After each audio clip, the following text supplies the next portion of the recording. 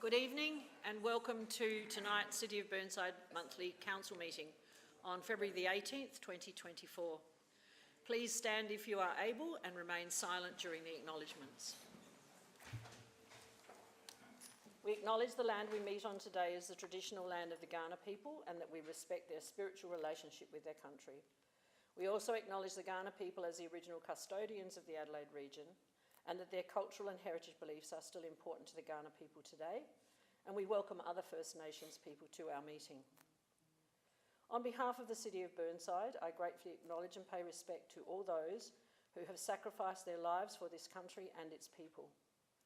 We also consider in our thoughts all those who today are being affected by war around the globe, and especially those in Ukraine and the Middle East. We seek guidance in our debate as we make decisions that will impact on the lives of all who reside, study, work in or visit the City of Burnside. Grant us wisdom as we serve our community. Please be seated. Just a few reminders before we begin. To members, making your questions clear and succinct. Wait until I call you to speak according to the cue on my screen, and turning off your microphone when you finish speaking. Please show respect for the speaker without disturbing that person's debate, and that of course also applies to all those who are in the gallery. And now to the agenda. We have one absence, one apology from Councillor Cornish tonight. Just a reminder about declarations of interest. When we get to that item, please declare your interest at that time. Confirmation of minutes. I seek someone to move those minutes. Councillor Zing. Happy to move, Mayor. Seconded by Councillor Wilkins. All those in favour? Against? Carried. Adjourned business. I'm going to ask Mr. Spearman to provide an update on this because there has been some confusion as to where we are in terms of an adjourned item on the agenda. So, to Mr. Spearman. Through the Mayor. So with adjourned business, under the Code of Practice, that business must be considered immediately after the confirmation of minutes. Those that wish to do deputations were notified of that fact. Adjourned business continues from the point of interruption at the last meeting, which means that the debate continues from the moment that it was left off. So just to sum up where we were at with that debate, Councillor Dawes had moved the motion and so has been seen to have spoken already. But as he was the mover of the motion, he will have the right to sum up at the end. Councillor Jennings seconded the motion, but reserved his right to speak. So therefore, Councillor Jennings has the right to speak to the motion still. Councillor Jones did ask some questions and also raised a point of order, requesting a document pursuant to Regulation 18 of the regulations to have that document tabled. But just for clarification, a point of order does not count as having spoken, which means Councillor Jones is able to still speak to the motion. Councillor Cornish moved the formal motion to adjourn, and moving a formal motion does count as speaking. So if Councillor Cornish was here, which he is not, he would not be able to speak to the motion. Now, following from Councillor Jones's request to have the document tabled, an email was provided to council members today that provided the requested document, and printed copies have been placed on the desks here, and the CEO is officially tabling them for the meeting. I'll now hand over back to the Mayor to continue the debate.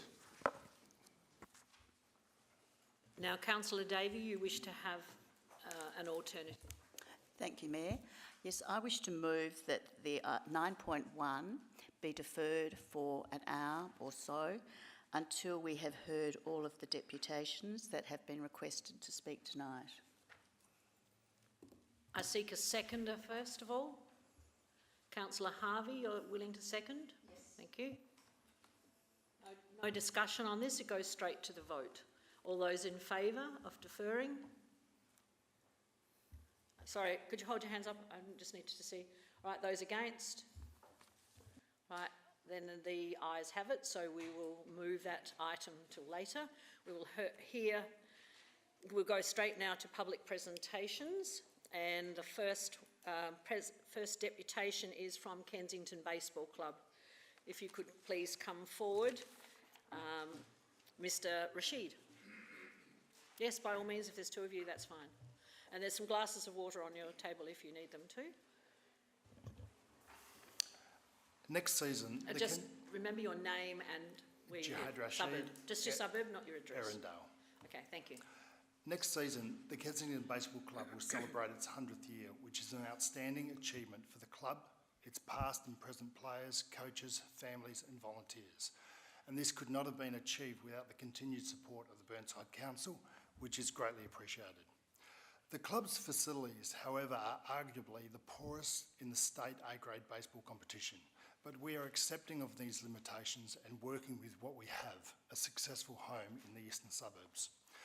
What the club struggles to come to terms with are that the current facilities do not provide fair and inclusive playing conditions for our female players with no change rooms to prepare for training and weekend games, and this can be easily addressed tonight.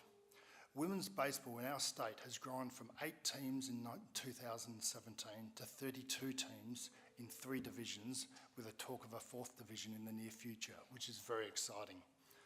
Unfortunately, this growth has now rendered our current club rooms completely inadequate for our newly formed A-grade female players, who are often finding themselves changing in small public toilets that are unhygienic or in car parks, both options being unacceptable for anyone, especially our young female players like Ruby Fitzner.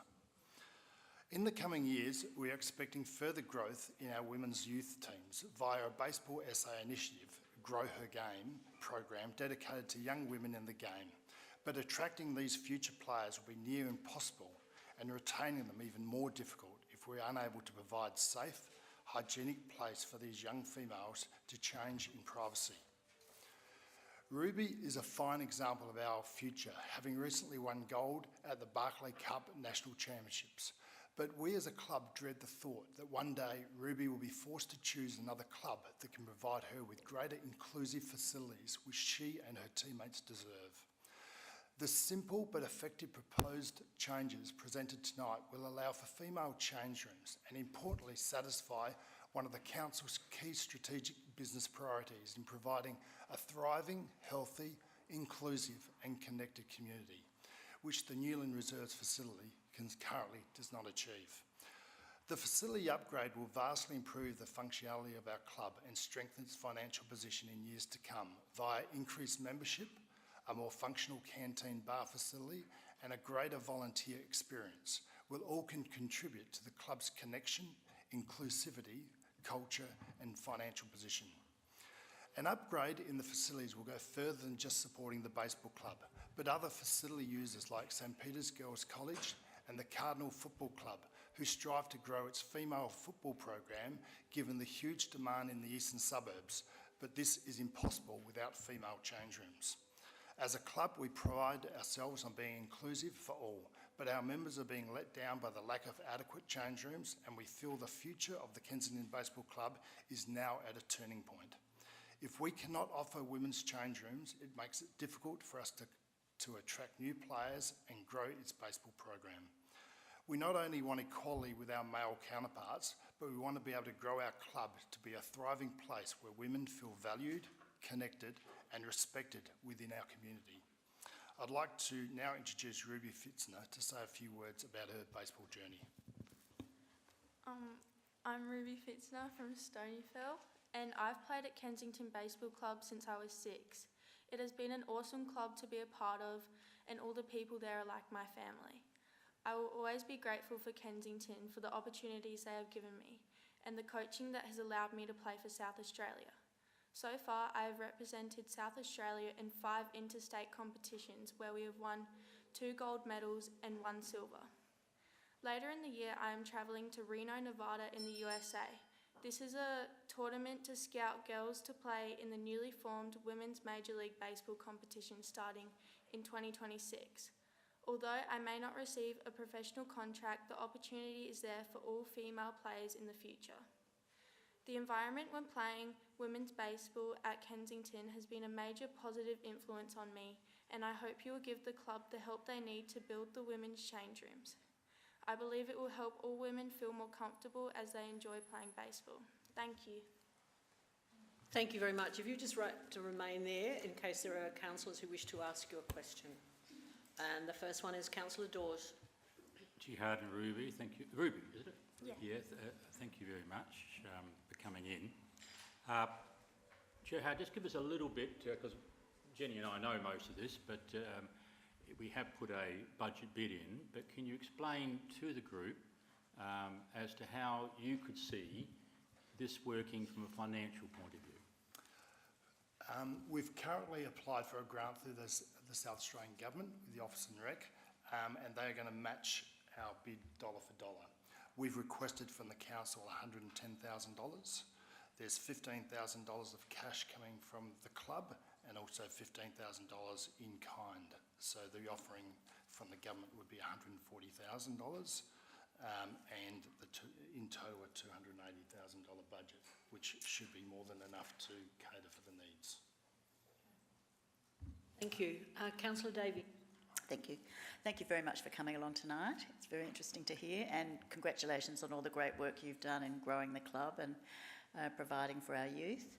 And it's great to see the proposals for female change rooms for women. I note that these plans were drawn up in 2023. Have they changed at all, or will you need any sort of modifications, or has anything changed that would affect those? The club room is fairly basic, so there's not really much scope that we've got. So basically turning the current canteen kitchen into the women's change rooms, including one of the change rooms where the showers are, and using the bar and the storage room as the new canteen and bar facilities. The beauty of this proposal is it's all internal, so there is no external impact to the footprint, which should make it easier for the council and the baseball club to get through the proposal. Thank you. Councillor Turnbull. Thank you for coming in. I'm just wondering why it took so long for you to come and make a deputation to the council, because it's been such a wreck of a place for so long. So here's hoping we can get something done. But my question is, will the Kensington Gardens Junior Football Club contribute? We're seeing they have it for half the time. Yeah, at this stage we haven't asked them to contribute because they are such a small organisation, and we felt within the budget that we were able to cater for the 200,000. But they're growing as well, aren't they? In numbers, they're growing. They are growing, but they're growing slowly, and it's mainly because they don't really have the facilities. My second question, am I allowed to have another one? Can I go to, I'll ask Councillor Harvey because she's next on the list. Are you happy for Councillor Turnbull to have another question? Thank you. All right. Would it be possible to open up the club rooms for our councillors to come up and visit? Because a lot of people don't really know about it. It's sort of back in Newland and up the other side of town. It would be a great eye-opener for councillors to come and have a look at the terrible conditions that you operate in. We would be more than happy for the council Thank you. to... If you could email me and I can email everybody. Yes. What a good time. And as I said, we've put up with these conditions for a long time, but we're also very grateful of our home in the eastern suburbs, and it's something that we do cherish. Yes, thank you. Now, Councillor Harvey. Thank you, Jihad and Ruby, for coming in tonight and your excellent deputations. Ruby, I have a question for you, and that is, as a young player, how bad are the female change rooms and the fact that you don't have any privacy and have to change in your car? Well, at the moment, we've been sharing with the men's change rooms, so it's just all in the same facility, and it's not been very great at all for my privacy and a lot of the other women's privacy. And yeah, I feel it would be good to have some space where it's more private for everyone. If there are no further questions, Councillor Jones. Sorry, can I just clarify, have you got the money from the state government, or are you applying for the money from the state government? We've applied with the state government. I think the announcement will be in April, May this year. Right. Yes. And Councillor Jennings. Thank you very much. Ruby, are you left-handed or right-handed? Right-handed. Are you a pitcher or are you a batter? I do both. Oh, talented. All right, thank you.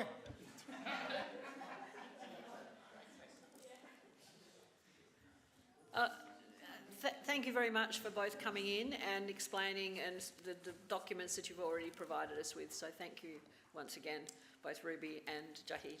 Thank you for your time. You can leave the microphone on, it's okay. Thank you. And all the best with your trip to Reno, Nevada. Thank you. The next deputy is Ms. Bronte Nixon. So if you would come forward, Ms. Nixon. And the subject is the proposed feasibility study for a wheel park.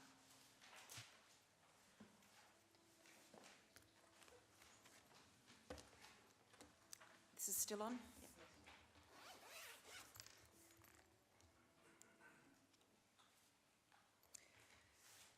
Hi, my name is Bronte Nixon. You might just need to move in front of the microphone a little bit further because I can hear you. Okay, is this better? Okay, hi, my name is Bronte Nixon. I've lived in Burnside for 15 years and am an environmental impact assessment specialist with nearly 30 years' experience. I work for a large consulting engineering firm as an environmental planner. I work on feasibility studies, assessments and approvals for major infrastructure projects.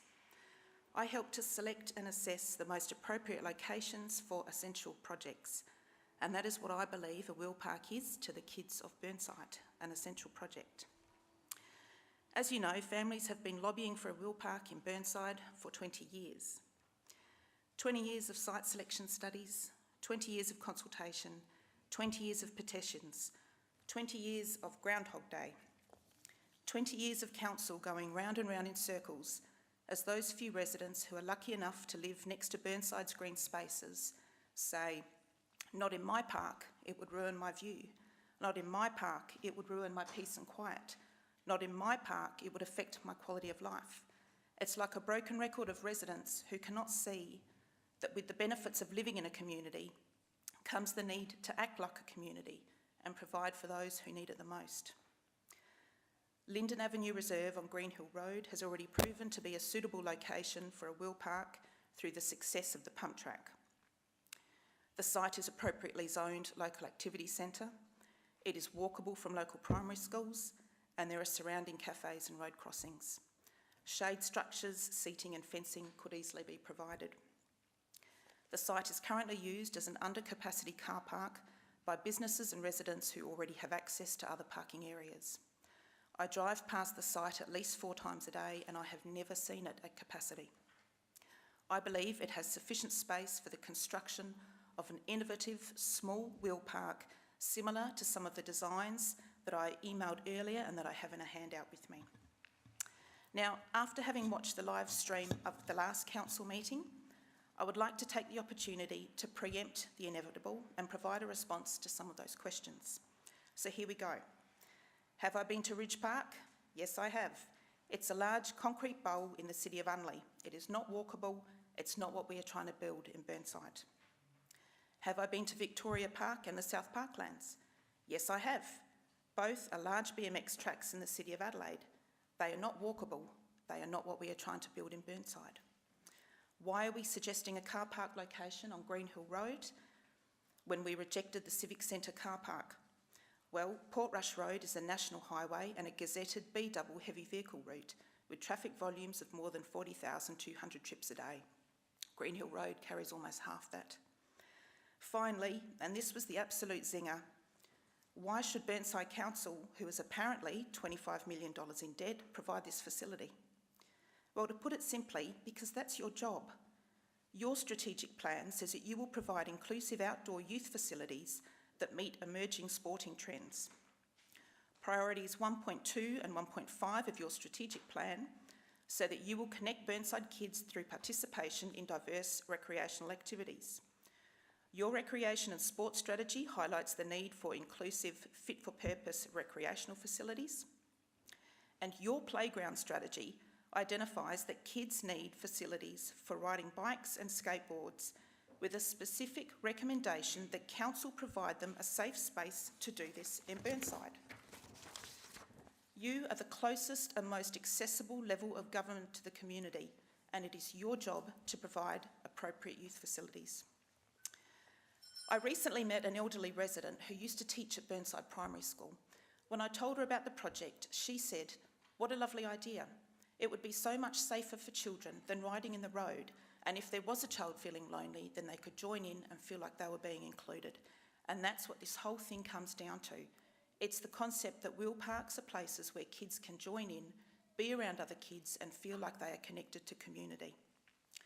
Council, in the 20 years that you have been considering a wheel park, I've been involved with the feasibility, planning, approval and construction of 3 expressways, 3 desalination plants, 4 solar farms, 7 wind farms, 4 big batteries, 6 water supply projects, 3 rail projects, 3 bridges, 3 jetties, 6 pump stations, 2 freight terminals and numerous highway upgrades. All of this, and you cannot find a single location for one small wheel park. I believe that for the last 20 years you have made an absolute mountain out of a molehill. It is a wheel park, not a radioactive waste repository, and it's the local kids who are losing out. Thank you. Thank you. Questions? Councillor Harvey. Thank you. Thank you for coming in. Are you aware, identifying that we're in $25 million debt, that we have no funding for a skate park? To be quite honest, I'm not aware, and also I kind of don't care. So what I do care about are facilities. I don't care about the debt. Oh, sorry. I'm not concerned about debt in council. Like as a ratepayer and a resident and a parent of 3 kids, I'm more focused on facilities, not your debt. My second question is then, would you be prepared to pay a lot more in rates to fund that? A lot more in rates. So how much are you suggesting, councillor? I think that's a bit of a moot point, to be honest with you. It's like saying to any other person that comes to ask for improved facilities, would they be willing to pay more in their rates? Would the Kensington Baseball Club be willing to do it? They shouldn't have to, and neither should us as families in Burnside.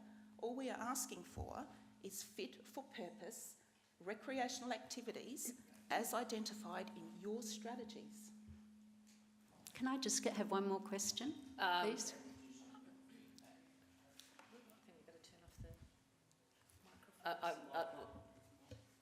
I'm just checking there's no one else, so I'll allow you a third question. Thank you.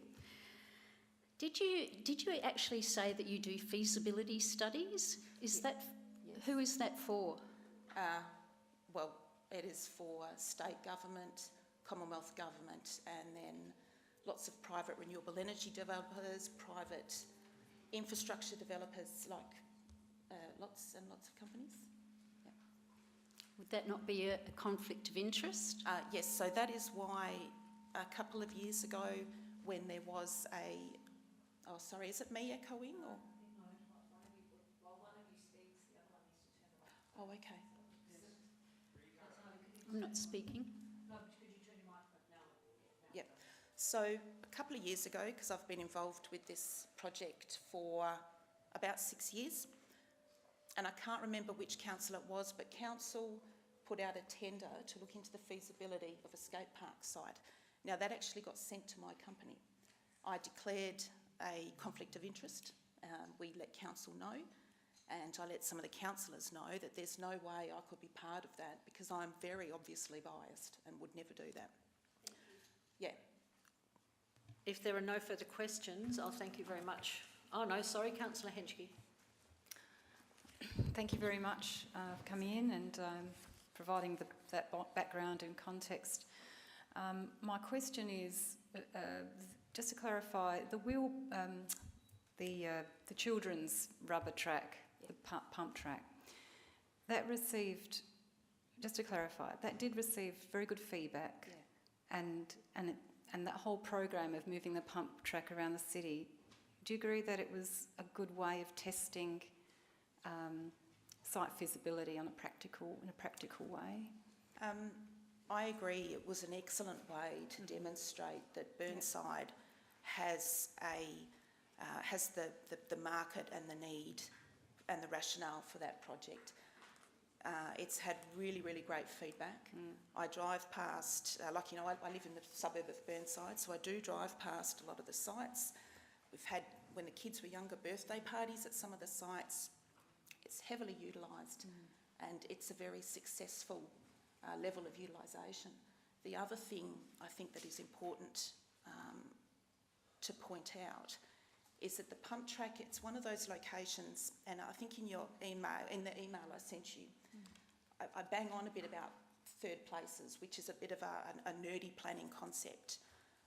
But it's the kind of place where if you're a kid and you're feeling isolated and you feel like you don't have any friends, you really can just rock up and join in and feel connected. And that's what I'm, really passionate about. Thank you. Yeah, that's experience. Thank you. All right, thank you very much for coming in. Thank you so much. Our third deputy is Rebecca Jeans on the same topic.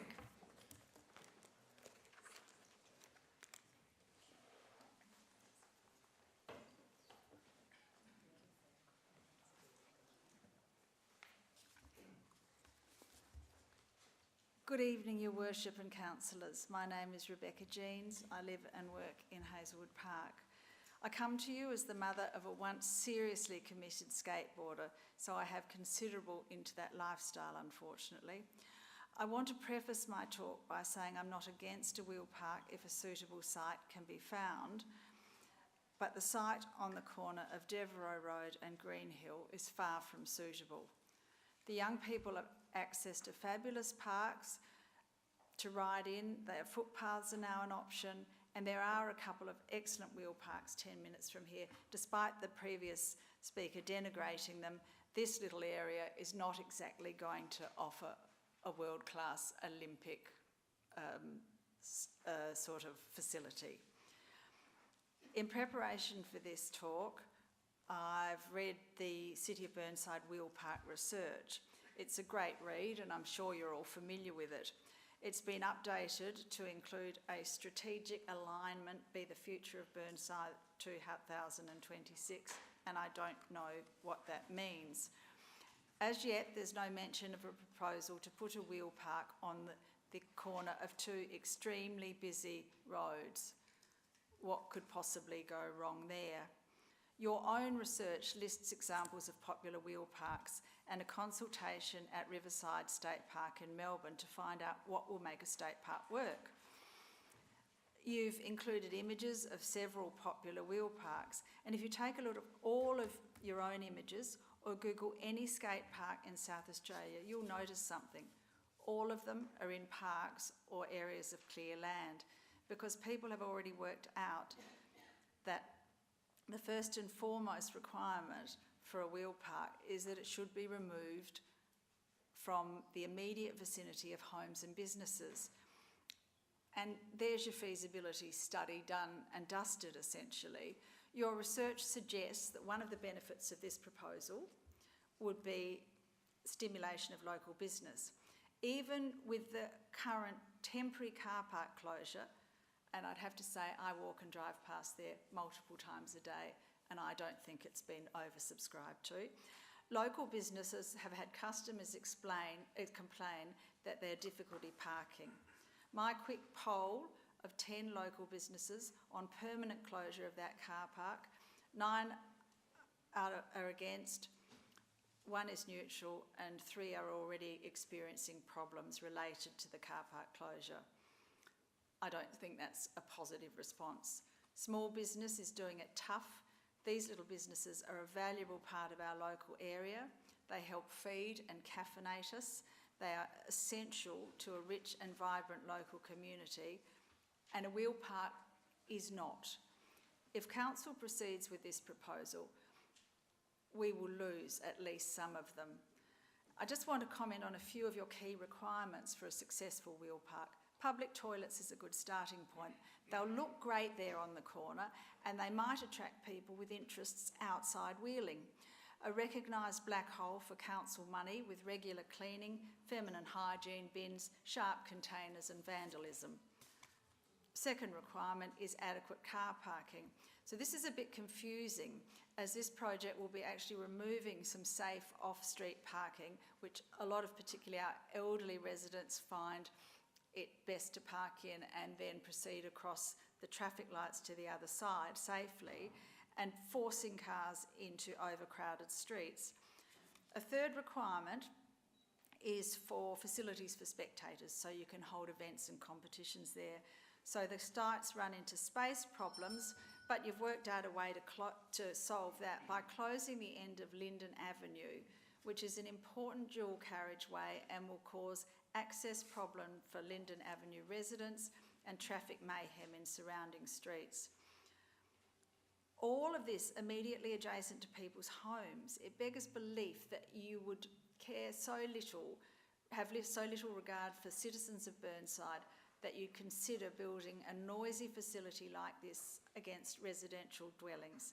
Skateboards are loud, riders are louder, and when the midnight cowboys come, and they will, it would be a safe bet that it won't be any of you in bedrooms nearby wondering why the noise never stops. A vocal, sustained campaign has lobbied for a wheel park, as is their right. It is incumbent upon council to make your decisions on the merits of the plan, not out of a desire to finally deliver for the lobbyists who've had their plans rejected in other wards already. A wheel park is not essential. This is a bad plan. There'll be a lot of opposition. I ask that you vote against the wheel park feasibility study and put the plan to bed. Thank you.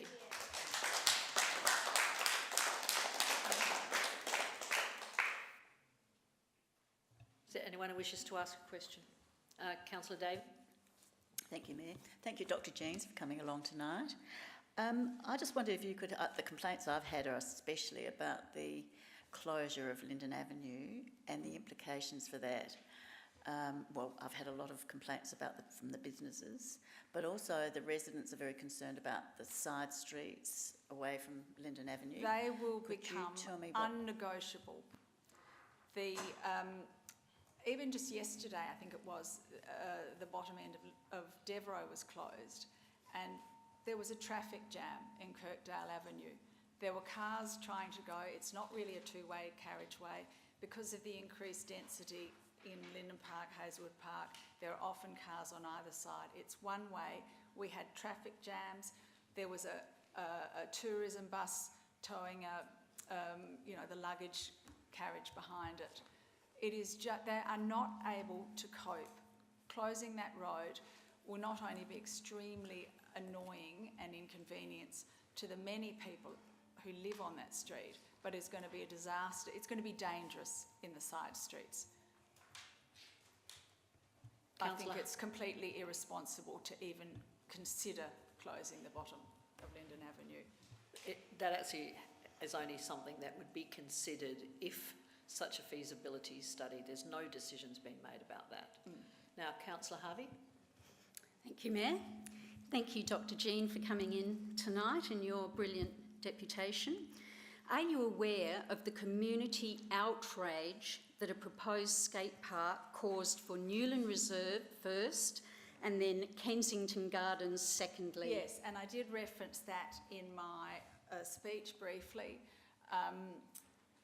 I think, if anything, and I'm not suggesting that those people were wrong, but I think, if anything, those sites were more suitable in that they were in parcels of open land. This, there is a house immediately adjacent to this land. If that was your house, we wouldn't be here tonight, or the units across the road that are largely the homes for elderly people, but it just beggars belief that suddenly people think the middle of a busy little business and residential precinct is an okay place to put a skate park. And I'm sorry for the kids who don't have anywhere to skate, but Burnside children, and I had one, are a relatively privileged bunch. They're not suffering, really. And last time I checked, the WHO rights of the children, a skate park was not really high up the list. I just think it's non-essential, it would be nice. I'm not arguing with that. I mean, I used to go to Tapley's Hill Road with my son because there were no local facilities.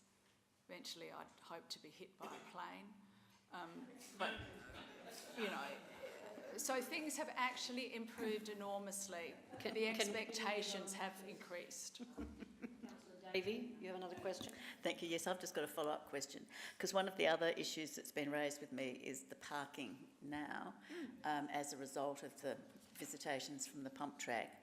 And I know the restaurant that's slowly built up after COVID, the Korean restaurant has built into has a very strong following, and they have 200 plus people there at night, resulting in parking issues right up Linden Avenue. I just wondered if you could outline any of those, or if you're aware of those. I've certainly observed it. I also often stop and have a coffee when I walk my dogs at Rustic Gourmet, and they've had quite, as I was saying in the body of my talk, a number of elderly people who like to park in that off-street car park, probably because they find it difficult. You know, it is difficult to get parks, and it's difficult to park in front of there, and then they can walk safely across with the lights. And Rustic Gourmet, you know, sustains half the geriatric population of that area, and I include myself amongst them. So, you know, they are really upset. The physio is upset. BOM is upset. Great food. If you haven't been there, go before it Excuse me, but I think we need to move on. There's one more question to be asked, so yep. Councillor Harvey. Thank you, Mayor. Were you actually aware that Residents Against Escape Park in Kensington Gardens Reserve got 250 signatures on a petition against Escape Park in Kensington Gardens Reserve? Excuse me, Councillor Harvey, that's not relevant to tonight's debate or It's a question. I'm sorry, it's a question. I wasn't, but the challenge is on. Thank you. All right. Thank you very much for coming in. Thank you. Now we do have one other potential deputation that I have actually refused. I'm not sure if Mr. Bronte, I haven't got surname, Coop is here tonight. Yes. He is. Sorry. Can you identify yourself? All right. First of all, we do need to, if you wish to hear from Mr. Coop, I need a motion from the floor because I have actually refused this deputation. Explain, and the reason for this is because I believe this is a state and federal government health matter. It is not something that is relevant for us as a council to be taking on board without, because it is really a government decision that is required out of this. But it is up to you as a group to determine whether or not you wish to hear Mr. Coop.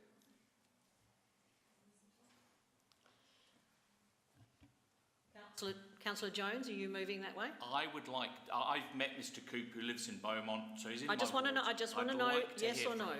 Yes. Thank you. The answer is yes. Do I have a seconder? Councillor Turnbull. All right, then we go straight to the vote. Those in favour of hearing from Mr. Coop? Right. Oh, they're changing. 1, 2, 3, 1, 2, 3, 4, 5. Those against? 1, 2, 3, 4, 5, 6 against. Sorry, Mr. Coop, you will not be heard this evening. Right, now we move on to the reports, and I will go through the reports. Sorry, no, we've got to go to the adjourned business first. So we continue on from where we were, and that is that I'm going to give Mr. Jennings the option of speaking first because you seconded the motion, but you still can withhold your opportunity if that's what you prefer. I choose to withhold it at this point in time. All right. Thank you, Mayor. Thank you.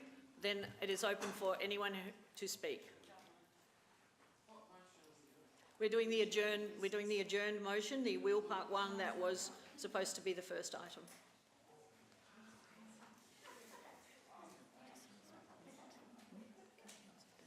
She cannot speak. Okay. She's not speaking. Right. If no one wishes to speak, Councillor Jones. Okay. Colleagues, this is no way to run a government, even a local one. I have repeatedly voted in favour of progressing a skate park in Burnside, but this is not the way to do it.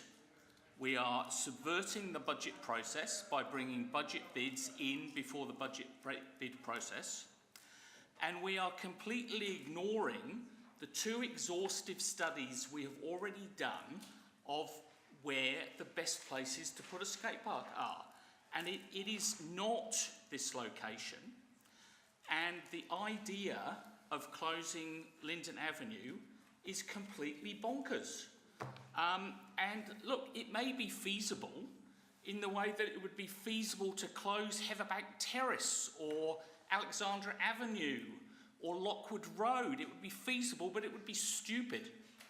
And so we shouldn't even countenance the idea. So, look, this is quite clearly from 2 studies, not in the top 4 locations for where we could sensibly put a skate park. And it is in the 2nd tier, but I can't quite see how it's been plucked out of thin air as a sensible venue. If we're going to talk about, in this council, where to put a skate park, we should go back to the studies and work out where the best place for it is, not just randomly choose a location in somebody else's ward. Because what happened in the last council, as we will remember, is that some mischievous people decided to put forward a motion to put a skate park in Newland Park in Burnside ward, which they did to wind up Councillor Dawes. And it was an inappropriate location, and I voted against it, and Councillor Dawes voted against it, and Councillor Turnbull voted because it was a bad place to put it. So let's by all means think about a skate park, but let's not just pluck places out of thin air that are at best semi-suitable, and then out of the blue come up with ideas like, let's close down a major thoroughfare, which will cause traffic chaos. So, look, I cannot support this motion, and I hope you won't too. Councillor Turnbull. Thank you, Mayor. Just a question first, just for interest. How much approximately would council get for the pump track, considering its age and the number of years of use? I'll pass that to administration.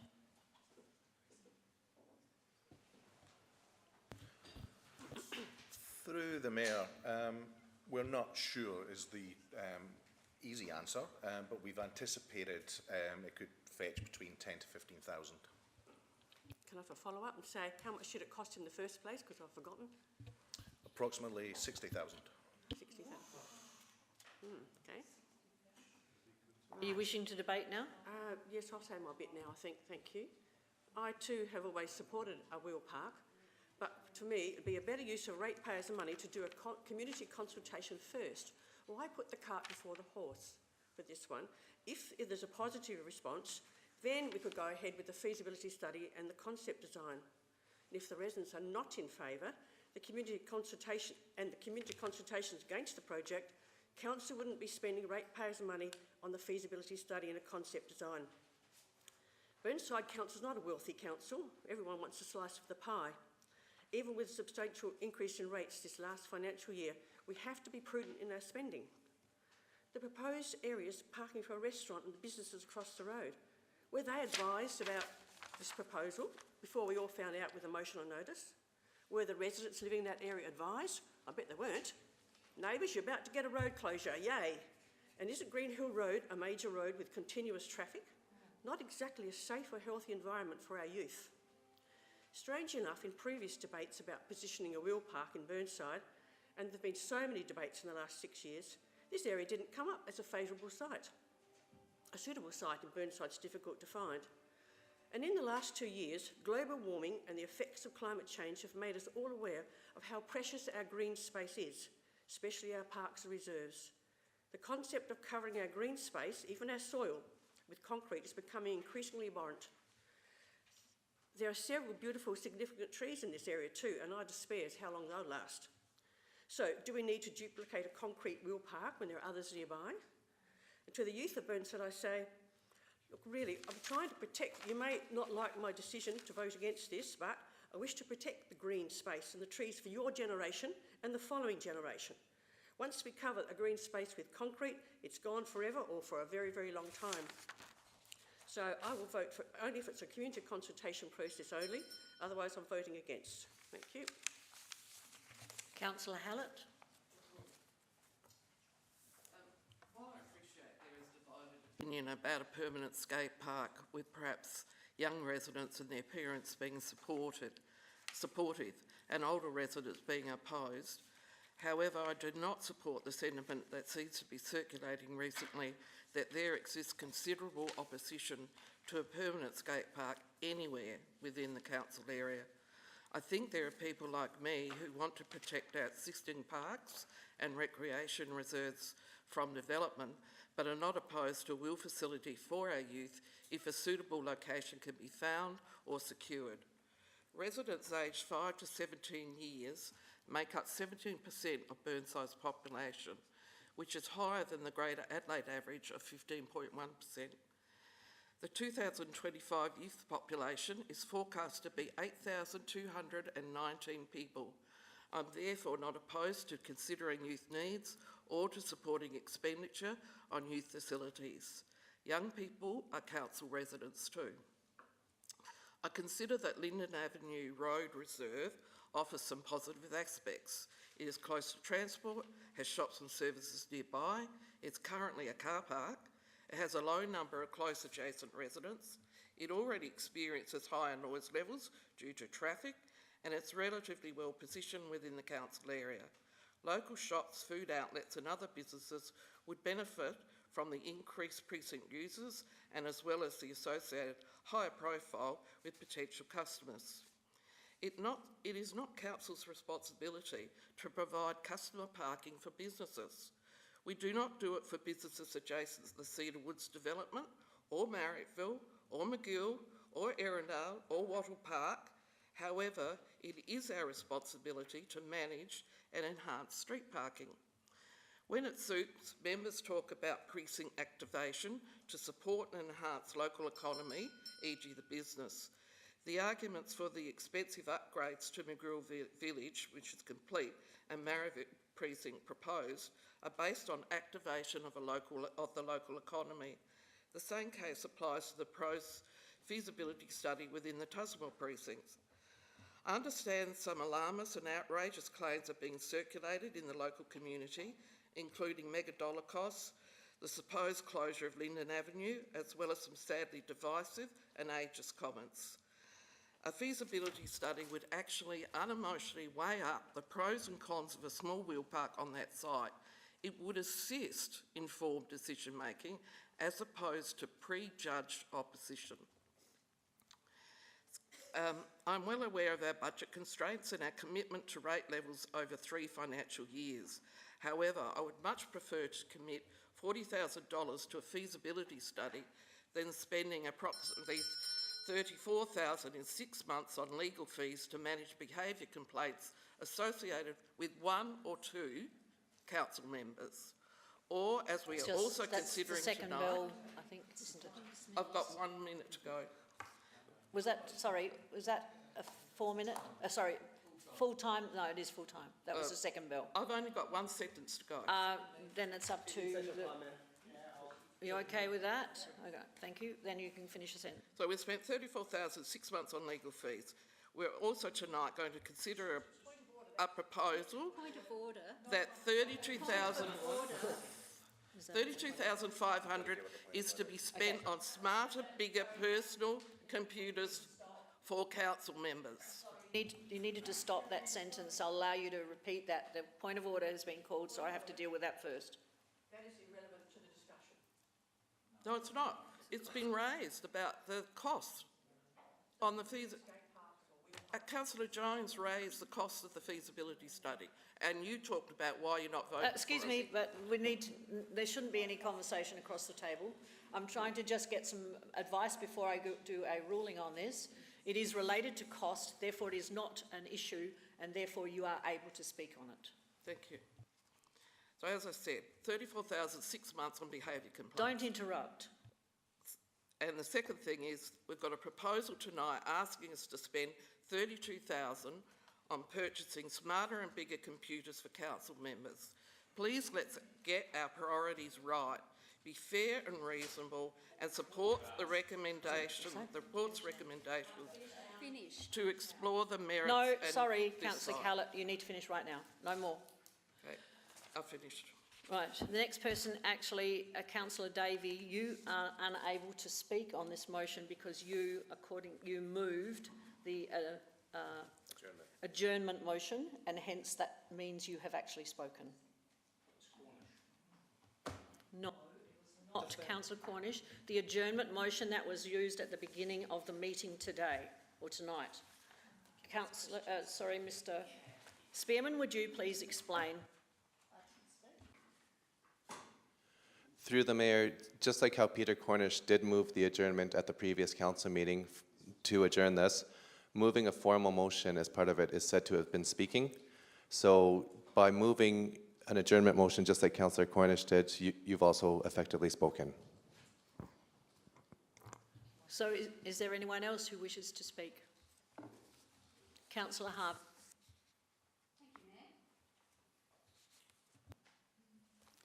Thank you, Mayor.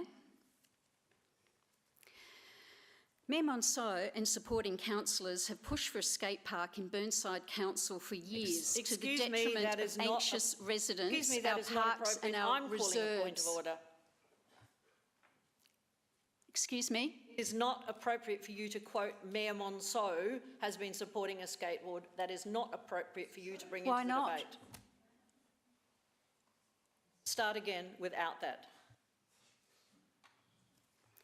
Councillors have pushed for a skate park in Burnside Council for years to the detriment of anxious residents, our parks and our reserves. First it was Newland Reserve, where Councillor Dawes did not want it in his ward area, then Kensington Gardens Reserve, now Councillor Dawes wants it in Linden Avenue Reserve, an area also not in his ward. He wants it in Councillor Davies' ward and is upsetting her community in the process. Once again, Council have not asked the community first with community consultation, yet want a feasibility study at ratepayers' expense of $40,000. This upsets our community. Where is the money coming from? We know we're in complete debt, and councillors are looking to bring a skate park to Burnside to the cost of between $1 to $2 million, it was $1 million a couple of years ago, to our ratepayers. We don't have the money to support basic necessities, but they want to put council into further debt. It has been claimed by our community that they have been misinformed. By who? The facts are a proposal to spend up to $40,000 of ratepayers' money on a feasibility study. Tick. Road closure proposal. Tick. A study for the location of a skate park. Where is the misinformation there? Our own council has stated in this study that the location was not supported nor suitable, and yet here we are discussing it. No toilet facilities. There will be no parking, street parking, once again inconveniencing our residents. It's not large enough for a skate park. There is also no water here. Where is the consideration to ratepayers and businesses nearby? Let's just get all the community, and not just from the Linden Park area, offside and plonk a skate park in their area. That is the attitude. It is unbelievable to treat our residents and ratepayers like this. What about the devaluation of properties nearby? What about that? Residents fought to keep a skate park out of Kensington Gardens Reserve. I will continue to fight for residents to keep a skate park out of Linden Park Reserve. This is just unbelievable. The former CEO was glad to see this taken completely off the table due to the overwhelming community backlash and 250 signatures on a petition. There are 3 skate parks nearby, but obviously that is not good enough. Yeah. Thank you. Right, Councillor Davey, you are on my screen again. You are allowed to ask questions. Thank you. The question I'd like is why would we use an external project manager, assessor, consultant to do a feasibility study when we have our own landscape designer on deck, employed at Burnside? Is that not reasonable that we would use our staff to do this sort of work?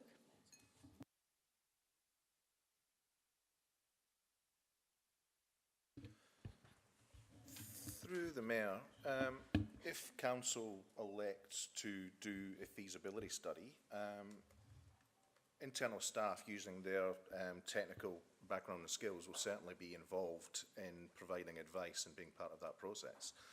However, there's also a current workload that those staff are actually working on and will be delivering through the year as well. It's also to be noted that while we have a landscape architect on staff, they're not necessarily a technical expert in the design of wheel parks and recreational facilities such as that. So it's important that we get the correct information from the correct consultants to provide council with all the relevant information to make a detailed decision. Councillor Councillor Davey, do you have a second question? I do. All right. Could someone please explain the road closure procedure and what that would involve with such a significant secondary, I think it's a secondary feeder road that Linden Avenue is, and what would be involved in closing that off for the community of Hazelwood Park? Through the Mayor, it was included in the email that I sent to all council members on Thursday the 13th of February with full background information to this. So it would require a road closure process under the Roads Opening and Closing Act 1991 to declare the land to be classified as community land in an endorsed community land management plan. The southern portion of the carriageway of Linden Avenue could also be considered under the same road closure process under the Act if council wished to do so. This requires notification to affected persons and utility service providers and publication of notices in the Advertiser and the Government Gazette. The road closure process under the Act takes approximately 9 to 12 months. Councillor Henschke. Thank you, Mayor. A question for the administration, if I may. On the matter of community consultation, I note item 1 that council does community consultation for a wheel park, etc. I'd like to know what the nature of that community consultation is, what phases of community consultation will be conducted. For example, will there be a first consultation followed by more detailed inputs? I just want to know the strategy for that. You mean as part of the feasibility study? Yeah, as part of the feasibility. Thank you. And what information we'll gather from that and if it will be helpful going forward. Thank you. Through the Mayor, thank you for your question, Councillor Henschke. Feasibility studies are pretty much that, trying to have the feasibility of undertaking a project which would look at a whole raft of things, traffic flows, impact on businesses, impact on residents. But the type of consultation that would be undertaken for the feasibility would only be just one part. Closing a road, as just mentioned by Barry, is quite a process under state government legislation, and that requires public consultation in the state newspapers and communication beyond. So there will be consultation obviously within the feasibility study, because that has to see how feasible a skate park is on that area, how much would it cost, impact, as I mentioned, to the actual traffic, to local businesses and to the residents. And then even beyond that, you would get a report that says, is this feasible or not? And then you would have to decide the next step, whether you were going to go into detailed, more concept planning and even detailed planning, whether you're looking at your budget and then having to do the road closure process, because there'd be considerable consultation required. Can I just ask a follow-up? There's no one on the screen, so can I ask a follow-up question? How long is that entire process likely to take, in your experience? Through the Mayor, I mean, Barry just mentioned 9 to 12 months just for a road closure, so the feasibility study would take up to, I'm not sure what we'd put it in, probably 6 months or so to do a feasibility study. So then you would have to go on beyond that as well. And the next stage after that would be to come back as a report to council. Yeah, through the Mayor, there are significant stop points where this will have to come back to the Chamber for decision making. If approval tonight for the feasibility, the motion is asking for it to be considered as part of the annual business plan. That again is a touch point with the council for council to make a decision on the annual business plan and the budget for 25-26 and then beyond there. So there are several touch points regarding decision making on a skate pay. Anyone wishes to speak? Councillor Jennings, you miss your chance otherwise. Thank you, Madam Mayor. It's a no-brainer for me. Like kids who are out there climbing trees, learning that if you fall over, you hurt yourself and you'll think about it. And you might not do it again, or you might stick at it and get really good at it. So I've got the Burnside village on my street and I don't really get a say in what goes there, and for the last year, no, probably 2 years, no, 4 years, it's just been closed and there's traffic everywhere. And this just seems like it's an opportunity to do something good for the community, do something good for the children. Maybe even get some good press. Burnside being in the paper, getting some good, like a good news story about us. Let's do this. Let's do it. Thank you. Councillor Hubel. Thank you, Your Worship. It's always good hearing the diverse perspectives which we've gotten. And for the residents that have emailed in and the residents that have shown their support this evening and spoken this evening on both sides, this is valuable context for us. And we're getting good insight into some thoughts, but that's not what this motion is actually about. And I don't think the motion itself as it stands before us has been debated that well, because I think the Chamber's missed the issue a little bit. What we are voting on, in my reading of this, is we're debating on whether a proper and thorough approach should be made to assessing this site. We're voting for good governance or not. And I think what we've got is a lot of anecdotes and perspectives, and like I opened with, these are valuable and they're part of the picture. But a feasibility study is what will tell us with the sort of certainty a community deserves us to be making decisions on.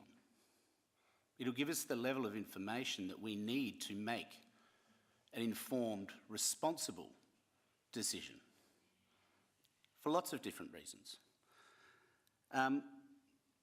Now, I don't want to speak about the merits of there being a skate park or a pump track in general, because that's not what this motion's about.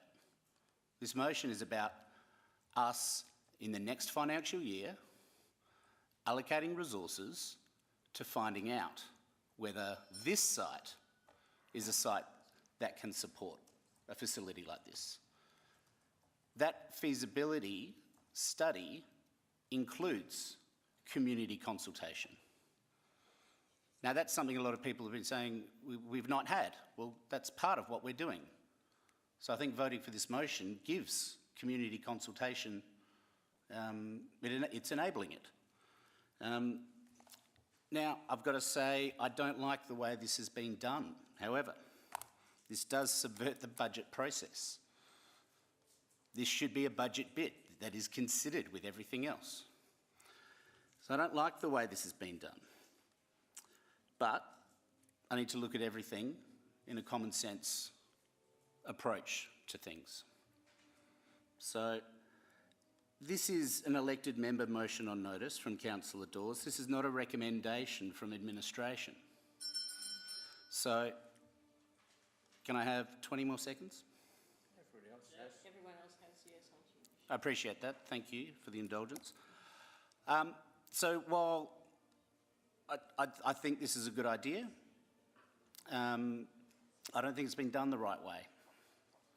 And I'm still not sure which way I'm going to vote on this. So, Councillor Dawes, it's on you. Right. Councillor Dawes, are you going to sum up now, please? No, Councillor Harvey, you got I have a question, please. Are council now allowing councillors to turn budget bids into motions on notice? Will this be an ongoing situation that will be supported?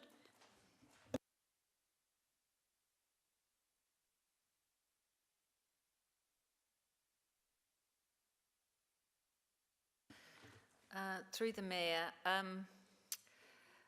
my experience in councils is that motions on notice, a lot of times motions on notice carry budget alongside of them. Increasing funds for a particular program or for a project often comes through motions on notice. So I suppose that what this motion is doing is including for consideration in the annual business plan. So you still need to approve the annual business plan and budget. So this is not, this motion doesn't in itself guarantee the money. Even though the council will approve it, it's approving it to be part of the annual business plan and budget, which then comes back to council for approval. So your question is, as an administration who's trying to have a lot of budget discipline, we would prefer to see budget bids go through the budget bid process. However, I have been around councils long enough to know that that doesn't always happen. Councillor Dawes. Thank you, Mayor. And first of all, I just want to acknowledge both sides of the debate, and I do thank Councillor Hubel for also doing that. The reason why this has been put forward as a feasibility study is because when we did all this work prior, no one wanted it in a park. No one wanted it in a park. We didn't want it in Kensington Gardens Reserve. We didn't want it in Newland and so forth. This is a road reserve, and so should it be considered? Now, when you've got passionate people on both sides, unfortunately, what comes with that is some assumptions are made on both sides. There's some misinformation, perhaps on both sides. And what I've been pleased about, that those people who've come to me from my ward have asked me, well, who should I support? Who is right? Who is wrong? All right? And they are the, what I call the dispassionate ones. They're the ones in the middle, and that's where the majority is, as you would probably gather. We've got those that hate rural parks to the utmost, doesn't matter where it is, and those that love it. Don't mind where it is, but they love it. Most of our residents are in the middle. So what do they want to know? Is it feasible? That's what they want to know, wherever you would like to put it. It does involve all those things that Councillor Hubel has said. We're not subverting the budget process. Already I can think of 2 or 3 motions that we have passed where we've asked it to be noted to everybody that it will be in the budget bids. The difference with this one are 2 reasons. It's not in a park because there were enough people against it not being in a park, And secondly, we believe that the pump track has nearly had its useful life within the city. So if you put those things together, and based on Mr. Cart's estimate of the cost of that, this would be net somewhere about 25,000. So much less than some of the other budget bits. So that's where I think the majority of residents would like to know, is that whatever you put forward, just tell us both sides of the story, but we want to know if it's feasible or not. You know, will it fit? So it's a 6-point process. There are 6 poise points which I made at the last meeting. And I just remind council, and I might have to go over my 3 minutes, I might have to ask that. The first was the road reserve investigations.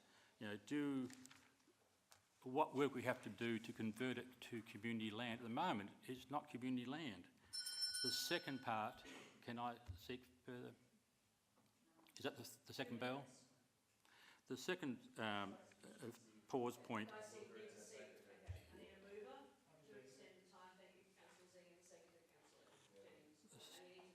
Right, so that's in July. Sorry, we need to vote on whether or not we give you an extension of time. Those in favour? Those against? Then you continue. Short and sharp. Yes. So there are the 6 parts, and it's a feasibility study, and I won't go through all of them again, but community consultation is such an important part of that. And this marries in well with the Youth Development Action Plan, for which there is a workshop next month.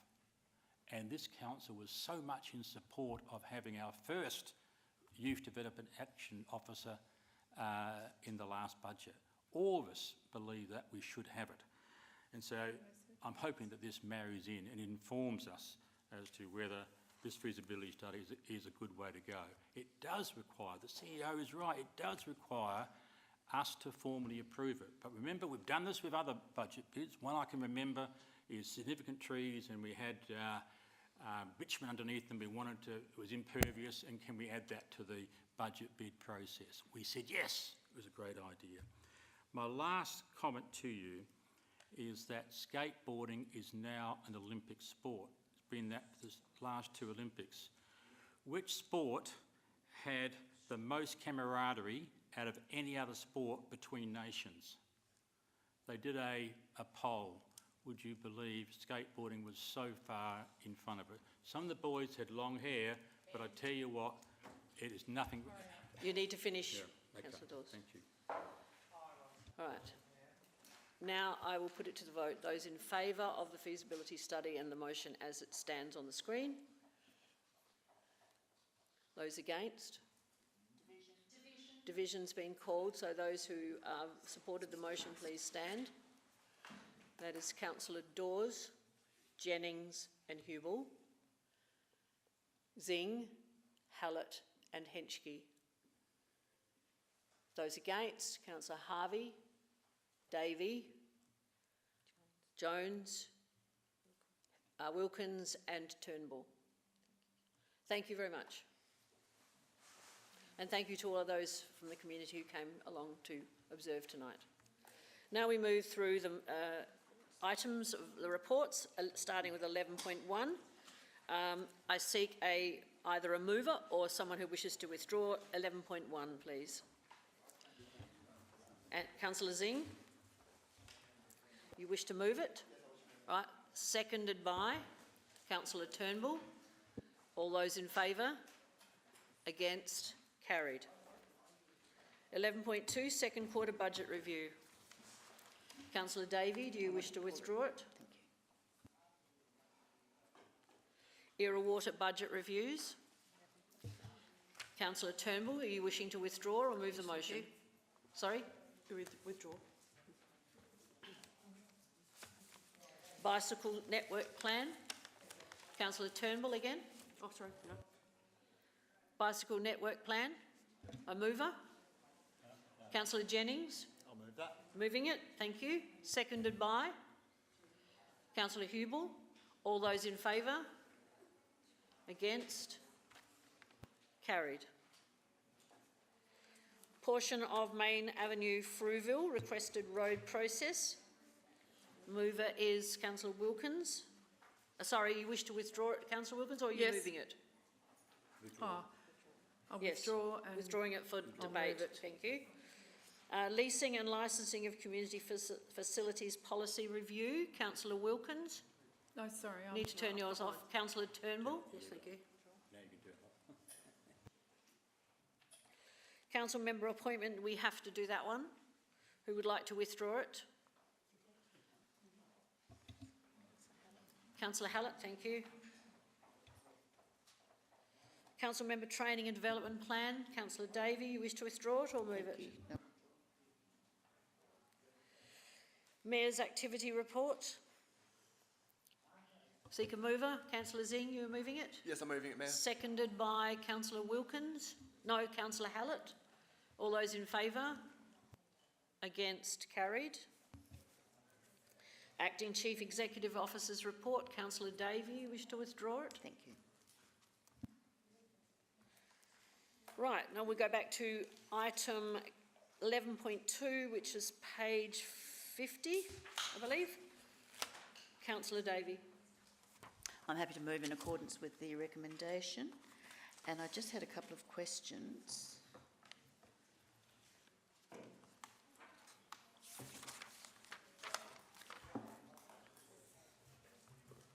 In terms of page 52, B, 1, 2, 3, 4, the cost pressure in the provision of CHSP services. I just wondered if we could have a bit more clarification of where this is at, and particularly I see we've done some cost reduction and cost cutting measures, where this is in terms of the latest federal government legislation, and whether this will have an effect on our CHSP services. Thank you. Through the Mayor, I'll just ask Martin to respond to that. Thank you. Through the Mayor, certainly the federal funding is pretty much fixed, other than CPI additions. And over the last couple of years in particular, we have been under some pressure from our contractors that have levied higher than inflationary cost increases on us. What this is demonstrating is that over a period of time, Council has been unable to recover the overhead costs that it incurs to provide these services. So rather than being a break-even position, for the last couple of years, we've had to subsidise those overheads. Moving forward, we're certainly going to be limited in terms of the increases that we can apply for. We've been told formally from the Commonwealth that we are not able to apply for greater than inflationary price increases. In addition, we're unable to change our outputs. So for the same funding, we have to deliver a number of outputs. We could get, in theory, a higher price per unit by reducing those outputs, but we are unable to do that. So we're stuck between a hard place. We are going to have to carry a cost variation going forward. And then hopefully once this moves forward and we get some clarity about what the future looks like, we can then decide whether we want to be in that business or not. I seek a seconder. Councillor Wilkins, do you wish to speak? No. Councillor Davey, I'm going to go back to you to sum up. I'll put the motion. All those in favour? Against? Motion's carried. Next is the Councillor Turnbull, 11.3, page 67. Thank you, The Mayor. Era Water. Yeah, I've just got two questions. The first one is, we've spent a massive amount propping up Era Water over the years. What means can Council take to mitigate the loss? Happy to take it on notice, but we really need to think about that, I think. And my second question, are you going to answer that one, or what means can we take to mitigate the loss? Thank you. Through the Mayor, thank you for your question, Councillor Turnbull. We had the Era Water Chair of the Board, Jeff Tate, present to the Audit and Risk Committee last night, and that included, I mean, this report really is about just a straightforward budget review.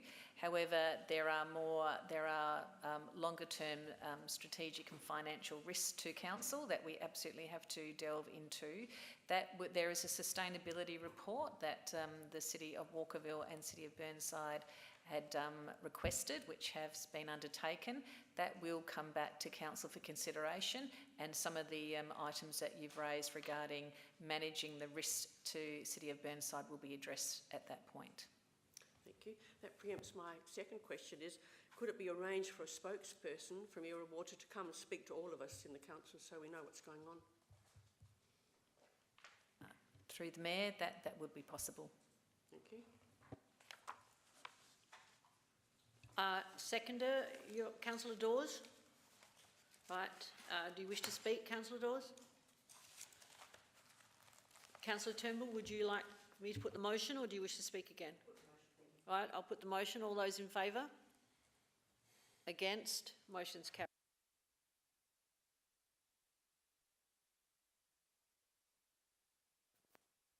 Next is 11.5, portion of Main Avenue, Frueville. Councillor Wilkins, page 98. Thank you. I'm happy to move the officer's recommendation. I was actually putting my hand up to do that before, but I will actually speak to it as well. This has been coming. The Main Avenue at Frueville is now the road that is owned by the City of Burnside. It's used by cars, myself included, daily, probably nearly, to exit from Frueville Foodland into the new intersection on Glen Osmond Road, which is a vast increase in safety for those who are exiting the supermarket and entering traffic at the lights. There's nobody trying to do a right-hand turn over Glen Osmond Road opposite the Arkaba Hotel. One gentleman was killed there a few years ago. So vastly increased. The safety for those people who use Main Avenue and those who shop at the associated popular Foodland at Frueville. I support the officer's recommendation to go ahead and initiate this road closure process with the government and then negotiate with the owners of the Foodland Frueville as well. So it will be in the context of rearranging the intersection, and there's that odd parcel of land there that needs to be dealt with. So that's what this motion is all about. So I'm happy to support it and thank the staff for the work they've done to get to this point. I seek your support. Councillor Davey, you're seconding? Yes, I'm happy to second the motion. I think this is eminently sensible. What I'd like to know is, are we able to green it and make it nice and a nice little island of, well, it's community land, so a nice little planted area. I mean, I'd even have some trees there, but I don't know that they would block the visibility and affect the traffic. But is that possible, that we can actually green it up a bit and soften that area? I think this is very sensible, but it would be lovely if it was greener too. Through the Mayor, that is a possibility and an option that can be added towards that. Councillor Jones. I've got a question. If we were, how much does it cost to go through this process? Because we could just green it as road reserve. We wouldn't need to spend any money to de-road it. We could just turn it into a park immediately. So what's the cost of doing this?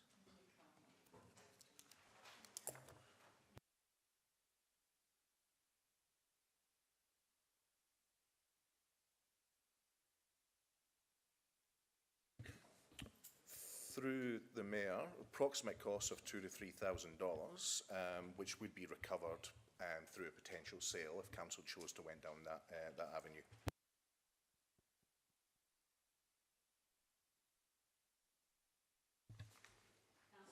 Councillor Henschke. I'm going to just speak to this motion to get to my point.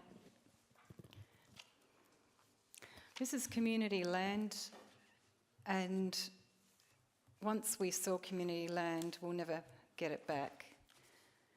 It's adjacent to state land. In total, we have a parcel of state and local government community land, nearly 1,000 square metres. On corridor zoning, the 30-year plan notes this area is a very good site for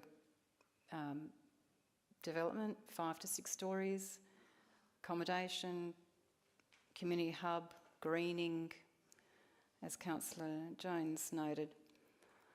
I really am opposed to this sale. I think community land has to be retained. At the moment it's community land. One business has access to our community land for their business. I don't think this should go ahead. I think we need to look at these strategic alternatives and the opportunities for the community's needs here. It's there's a bus stop right at the front, and I believe that we've got to give other businesses a chance to explore what they can do with that site, collaborate with the state government on a project which will bring numerous benefits. That's my opinion. Thank you. Going to go back to Councillor Wilkins to sum up now. Thank you, Your Worship. I just point out that there's a main running under Main Street, Frueville, the wastewater gravity main. There are stormwater drains.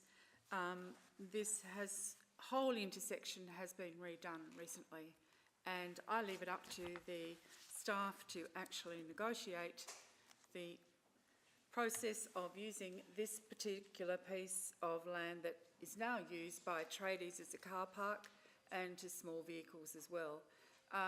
To Mr Chapley's credit, in his council, in the Foodland car park, he has planted lime trees, he has done a lot of landscaping, and he's also put an avenue of pyrus trees around the whole site, and he's very conscious of actually providing a green space, and believe me, people vote with their feet and come.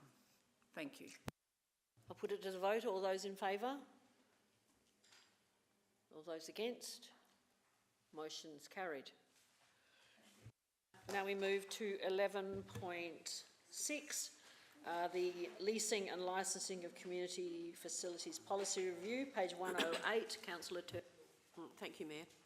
I have an alternate motion, please, that Council defers item 11.6, leasing and licensing of community facilities policy review, to the 18th of March 2025 Council meeting. Have you provided this to No, I haven't, staff? I'm afraid. All right, then you're going to have to repeat it more slowly, Yes. because it's an alternative. Please, in future, if you have alternative motions, could you please provide it? You got it now? Okay, thank you.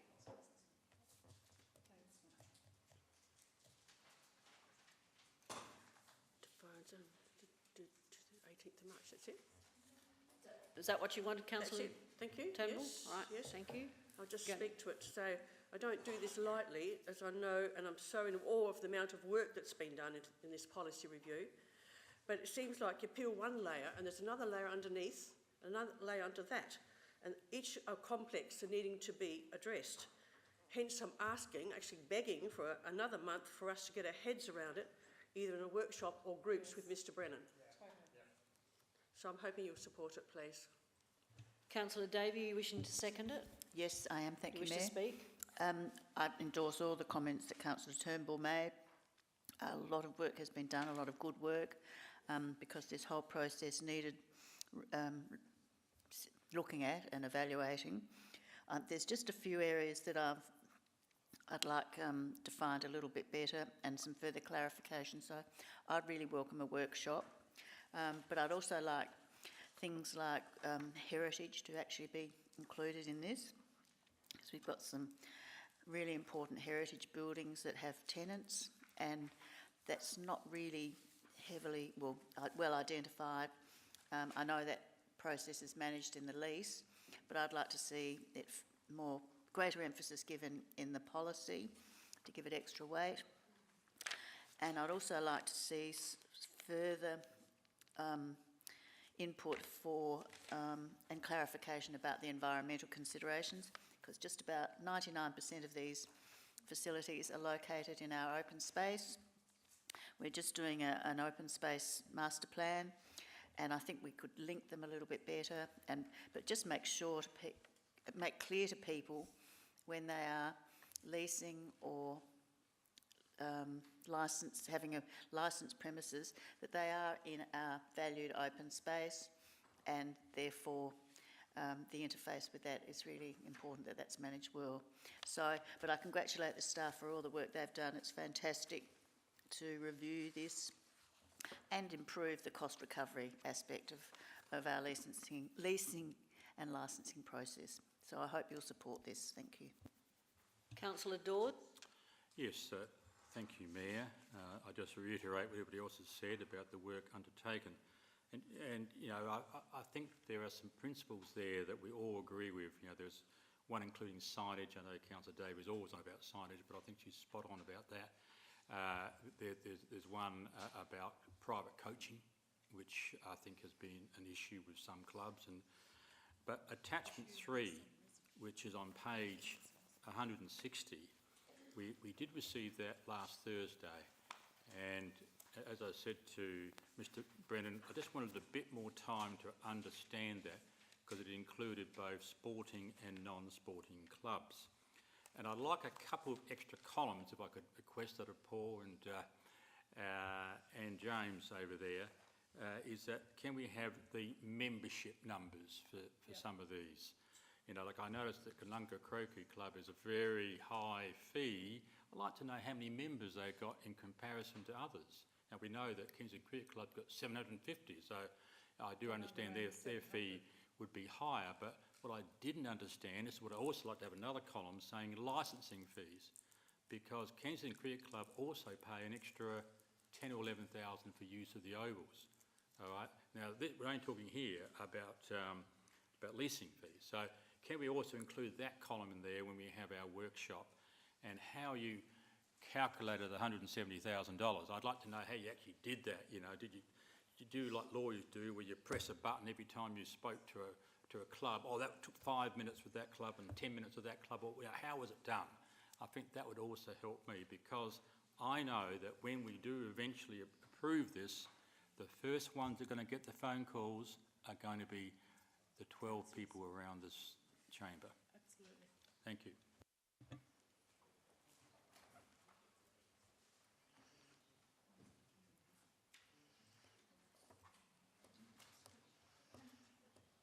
Councillor Harvey.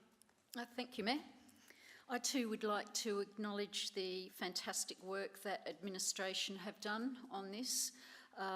They've pulled together enormous resources to bring this to the table. However, I also thank Councillor Turnbull for deferring this motion, because clearly there does need to be more debate in a workshop to just make it clear to all of us. So thank you, Councillor Turnbull.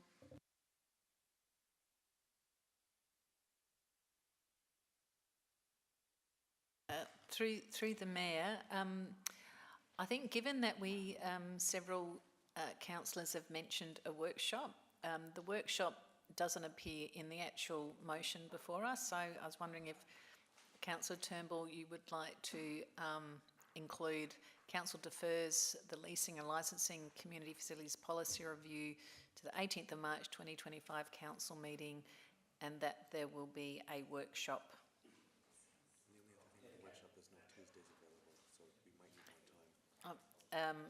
I've just been alerted to the fact that we don't have a Tuesday free, so it's either a workshop on another night, or we might have to extend the council meeting time to potentially to the April council meeting.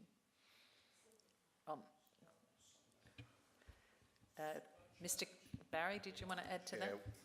Thanks. We'd be comfortable to run it on a Thursday, and what's worked well in the past as well, those council members who wish to come in and receive a briefing just on this subject, we'd be happy to meet in the Linden Room and actually just go through it as opposed to a formal workshop setting. So we'd be happy to coordinate that to allow us to come through. So Councillor Turnbull, it's your motion. What would you like? Together when people work, when you're doing groups, etc. Like the workshop is where it's formal and we come. So I prefer it as a workshop, even if something gets taken out, or we add a little bit on, half an hour on. Yeah, only half an hour extra.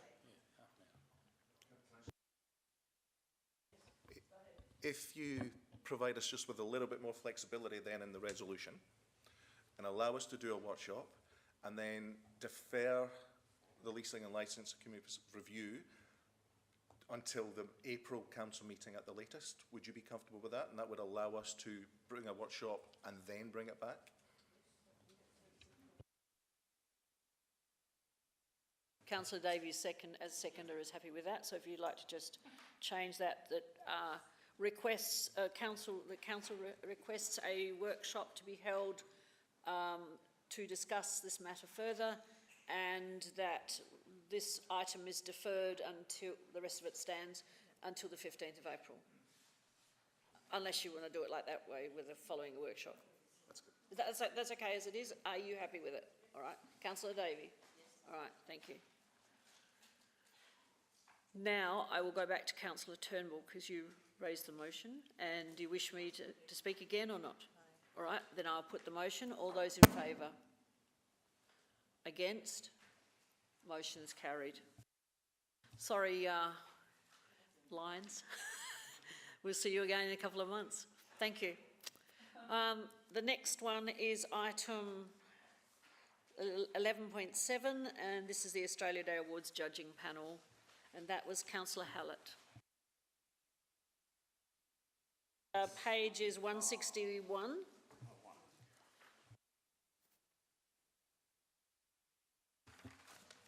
I move the recommendations.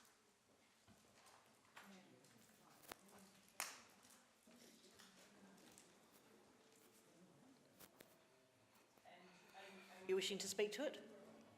No. No, okay. Councillor Zing, you're seconding? Yeah, I'm seconding. All right. Can I nominate as well? Yes, of course you can. Can I nominate Councillor Davey? Right, you wish to nominate Councillor Davey? All right. Thank you. Councillor Hallett, could you turn your mic off, please? Councillor Jennings, are you wishing to stand or nominate someone? I wish to nominate Councillor Zing for the position. Councillor Zing, will you accept that? Right, thank you very much. That's one nomination. Any further nominations, please? We had 2 additional people this year. That was actually Councillor Hubel and Councillor Cornish. Is there anyone else who wishes to nominate? It is only one, generally it's one meeting. Councillor Wilkins, you're nominating yourself? All right, thank you, Councillor Wilkins. Are there any further? Councillor Turnbull? No? Okay, Councillor Dawes it was. As I have asked a question, yes. When we have small size panel and someone can't attend, I'm recommending we have a proxy with Councillor Zing and Councillor Wilkins. All right.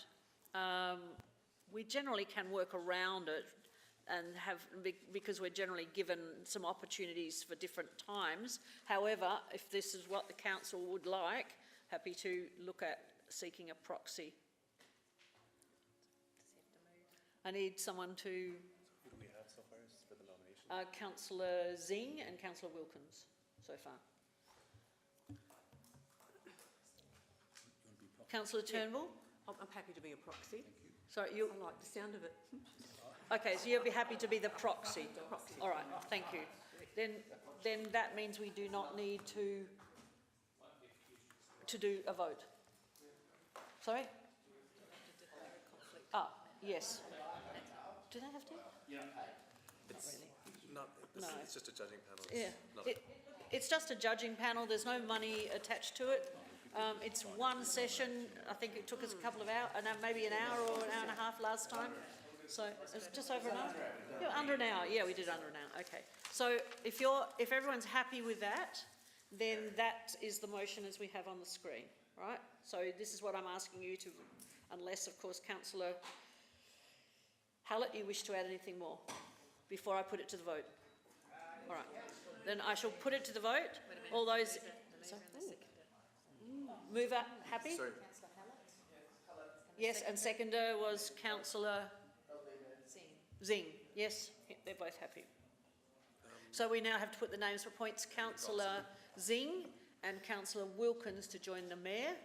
And can we, if we add it in there and the proxy in under number 2, with Councillor Turnbull as the proxy member. We just added that at the end of item 2.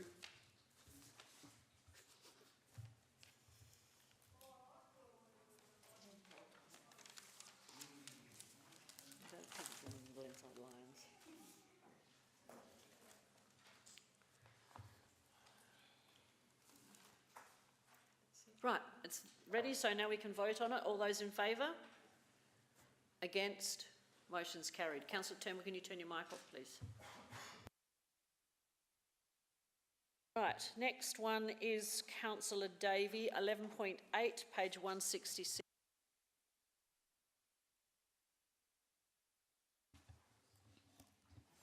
Thank you. I've got an alternative motion. I think, excuse me, Mr. Spearman, did that get through? An alternative.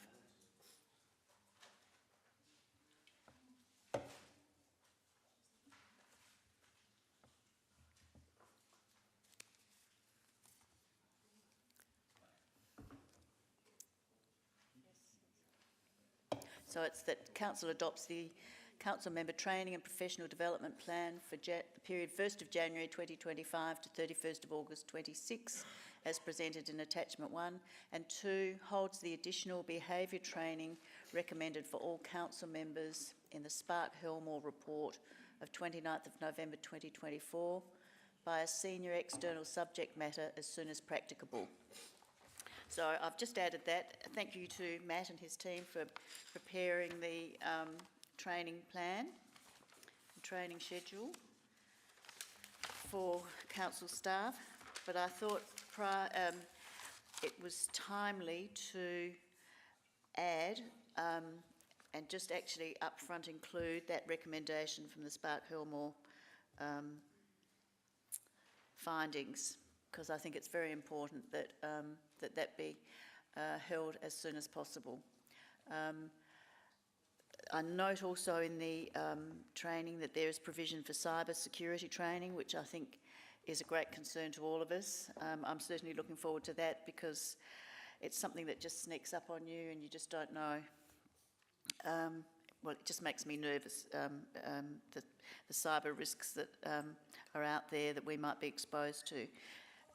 So I think really that's all there is in this motion. Hopefully you'll support it. I seek a seconder to the new motion. Councillor Harvey? Happy to second, thank you. Do you wish to speak? No. Councillor Wilkins? Oh, I was just going to second. Do you wish to speak? No, I support. Councillor Dawes, do you wish to speak? Yes, I do. Just a question. We have recently had one-on-one interviews with a consultant, which I thought would lead to some sort of behavioural training. So by having number 2, are we repeating ourselves here? I have to ask the CEO her opinion of this. Through the Mayor, thank you for your question, Councillor Dawes. I'll ask Matt. It was referenced in the report with regard to what we're undertaking at the moment through Ethos Consulting. So I'll just ask Matt to clarify exactly how this would fit in with what's currently underway. Through the Mayor, Councillor Davey has raised a point. First of all, that there was this training raised by the Spark-Helmore report. So it is something that has been recommended that we do. The process that's currently underway may provision for some training, but regardless, because this was a recommendation that has been suggested by another report, it is recommended that we do the training. I didn't have a timeline in the training and development plan of when we would do that training, but this firms that up that we do have to do it as soon as practicable. And odds are, if that report, if the process that is currently underway results in a need for training, if it's the same type of training, then you've ticked that box already. To anyone else who wishes to speak? Isn't it hell on to us? I want to ask a question. You can fix that after. Okay. Councillor Turnbull. Thank you. I just want to ask a question, please. When do we get a report about the last lot of interviews we've done last week? Through the Mayor, there are still more interviews to be undertaken by the end of this week, and then we were hoping to get some form of report by the end of March. And then we'll need to hold a workshop for the findings to be shared with elected members. Councillor Hallett. I don't support the revised recommendation because I think I think we should wait until the current process is completed. Otherwise, we might have to, we could be wasting money. That's what I think. And I just think let's wait until that's resolved, and then just have one process for the training rather than start something that isn't supported in the recommendations that are currently being researched through the interview process.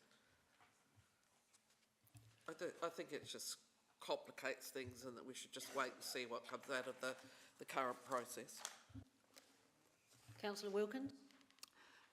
Just a thought I had. I kept getting an email about cyber security training online. Was that coming from council leadership? Because if so, I deleted it. And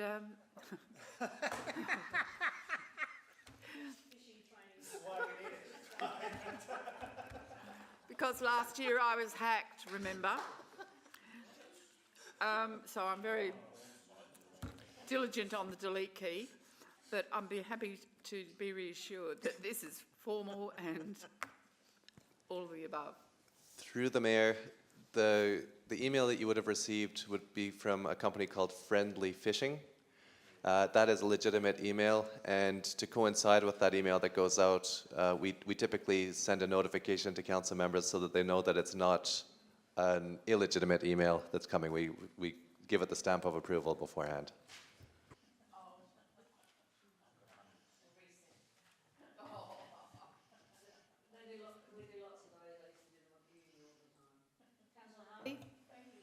Thank you, Mayor. I have a question.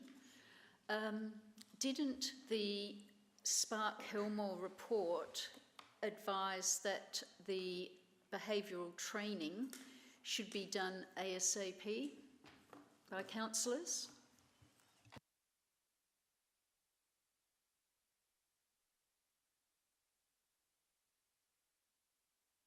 Through the Mayor, Matt's just having a quick look at the report around what specifically said about timing. So it won't be a moment.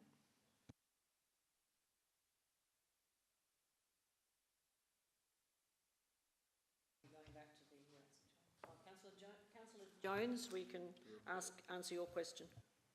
Well, yeah, my question was right. I'm looking at the minutes on page 18. It says we need to have training for obligations under work health and safety legislations, etc., which has got nothing to do with the moving forward together process, surely.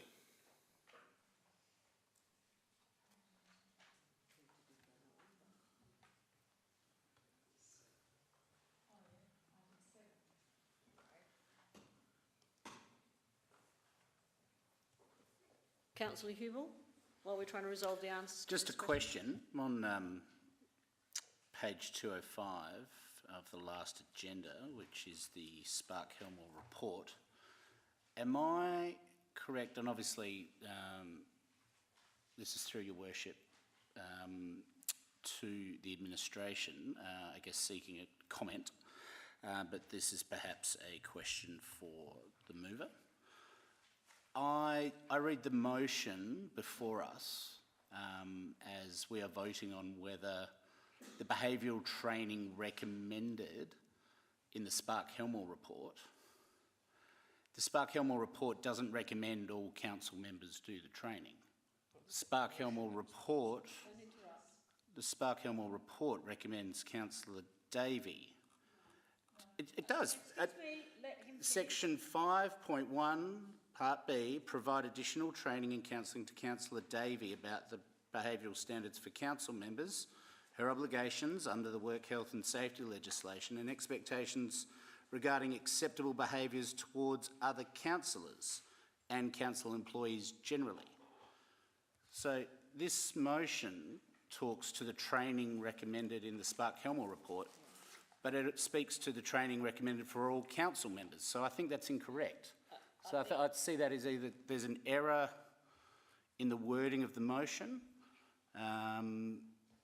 but it's quite a distinctive, because I think our motion was to include everyone else above and beyond the report. So I just think we need to tidy this up. It's a bit loose. I take your point. Let's hear from Mr. Spearman first, and then I take your point. If it needs tidying up, then maybe from the guidance we get from this first. Through the Mayor, I've got the Spark-Helmore report open now, and I'll attempt to clarify both questions that were posed at the same time. The recommendations that were in the Spark-Helmore report there's a set that were the official recommendations that were set for Councillor Davey.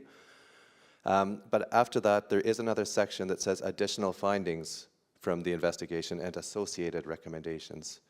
So those associated recommendations did speak about the same training or additional training that's recommended for Councillor Davey could be provided to should be provided to all other councillors, preferably by a senior external subject matter. And it also talks about the WHS training. However, there's no timeline upon that. So the previous motion, when that Spark-Helmore report was considered by council, it incorporated in council resolve to incorporate that in the the training and development plan for council members, which it is inside of there. So what Councillor Davey's motion in effect does is just put a faster timeline on that.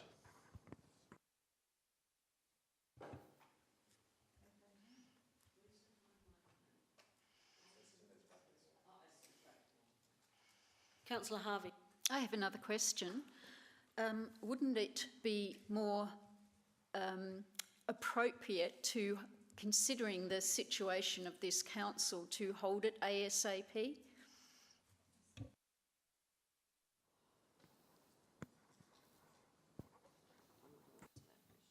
Through the Mayor, thanks Q for your question, Councillor Harvey. Given that we are, I would say, what we're doing at the moment through the interview process is actually going to help inform that. I would think that would actually be quite useful. I don't think it.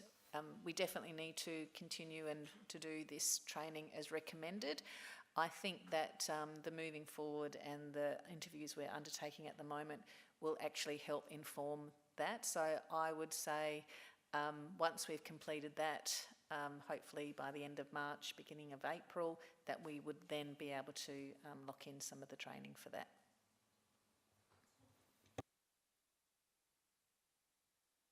Right, I'm going to go back to Councillor... Was it moved it? Sorry, Councillor Davey. Thank you, Mayor. Thank you for all your questions. Sorry I wasn't clearer in my intent. But yes, the intent of adding that additional piece was to highlight the Spark-Helmore report, and Matt Spearman has clarified that very well. It is, as I see it, all intended to complement each other, and all the work that Martin Cooper has done, and that is continuing at the moment in moving forward together, building a healthier council initiative, will help move to integrate and then inform whatever is chosen by the administration in terms of additional training for us. Everybody knows we have to have it, and I think it's better sooner rather than later. So I just thought it was a good, it's actually acknowledging what's in the report, the one that cost us a lot of money, and I think it's not necessarily going to cost us any more. It's complementary to all the work that we're doing, so hopefully you'll support this and we'll be informed in due course when it will be undertaken. Thank you. Put the motion as it stands. Those in favour? Those against? Motion's carried. Move to item number 11.10. Councillor Davey, page 182, the Acting Chief Executive Officer report. Thank you, Mayor. Can I just say that I suggest that we do have a break when this motion is completed because of the time. So we have a 10-minute break, if everyone agrees, as soon as this item is finished. Because we have a number of motions to discuss afterwards and an urgent business one to add. Thank you, Mayor. I'm happy to move in accordance with the recommendation. I just had a couple of queries, if I may, through you to the administration. I just wondered where we're at in terms of the Marrittville Precinct Master Plan. I haven't been able to find any information out about what's happening with the negotiations or liaison with St Peter's, Norwood Payneham and St Peter's Council, and I'm a bit nervous as to whether they're supportive of it and whether it's likely to go ahead. Thank you. Through the Mayor, we are also waiting to hear back from Norwood Payneham St Peter's Council. We've been advised that it was going to be presented a number of times now. I'm not aware if it has been yet, and that's what I need to double check, but I haven't been advised of the result of that yet. I'm also not aware whether they are planning to put a budget bid in for design, so as soon as I have that information, I'll provide that update to Council. Through the Mayor, I might just add, I think I mentioned it at the January meeting, I'm due to meet with the CEO, so that will be on my agenda. Councillor Hallett? I have 3 questions. So should I ask them all or just one at a time? Okay. On page 187, what were the outcomes or the takeaways from the meeting with the Planning Minister on the 13th of February, especially in regard to our code amendments? Through the Mayor, thank you for your question, Councillor Hallett. The meeting on the 13th of February, well, we were very excited going into that meeting. We were hoping that we would get a very positive outcome, and we didn't quite get exactly what we were hoping for. Barry and Aaron Schroeder and myself went to meet with the Minister, his advisor, and one of the planners in the department. So the Minister couched the meeting as being a courtesy meeting to talk through some of the concerns he had, and unsurprisingly, the concerns related to wanting to see more yield, number of houses in a code amendment. I don't think this came as a surprise to us. We were hoping that we would get the green light so we could work on that and see whether we could do some further work on to see that what we could achieve with what we are proposing. We did emphasise that the City of Burnside had done a lot of work, that we had put the code amendments in prior to the draft Great Adelaide Regional Plan coming out, and that we were very much a willing partner to work with the department and the state government, and we hope to be seen as an exemplar on how we can balance heritage, environmental sustainability, as well as growth. So the outcome of that meeting was that he was, rather than write back to us and say no, he will undertook to consider that not a yes, but it would be more a yes if you can do these extra things. So we're yet to receive those, but I suspect it will be more housing yield in part of our code amendment areas, and so we're yet to receive a response in that as well. I have to say, when the mayors met, he told us that we would all have to endure more pain. I think I said that at the last meeting. Councillor Sorry, Councillor Hallett, are you happy to be seconder, because you did speak and I hadn't called for a seconder? She's still got questions. I see you've got some more questions, haven't you? Sorry, I'll let you do second one, which is the normal process. Then I'll let Councillor Henchy speak, and then I'll come back to you for another question. Okay. Are you happy to second it? Yes. Yeah. Yeah. Okay. Right. Now, second question.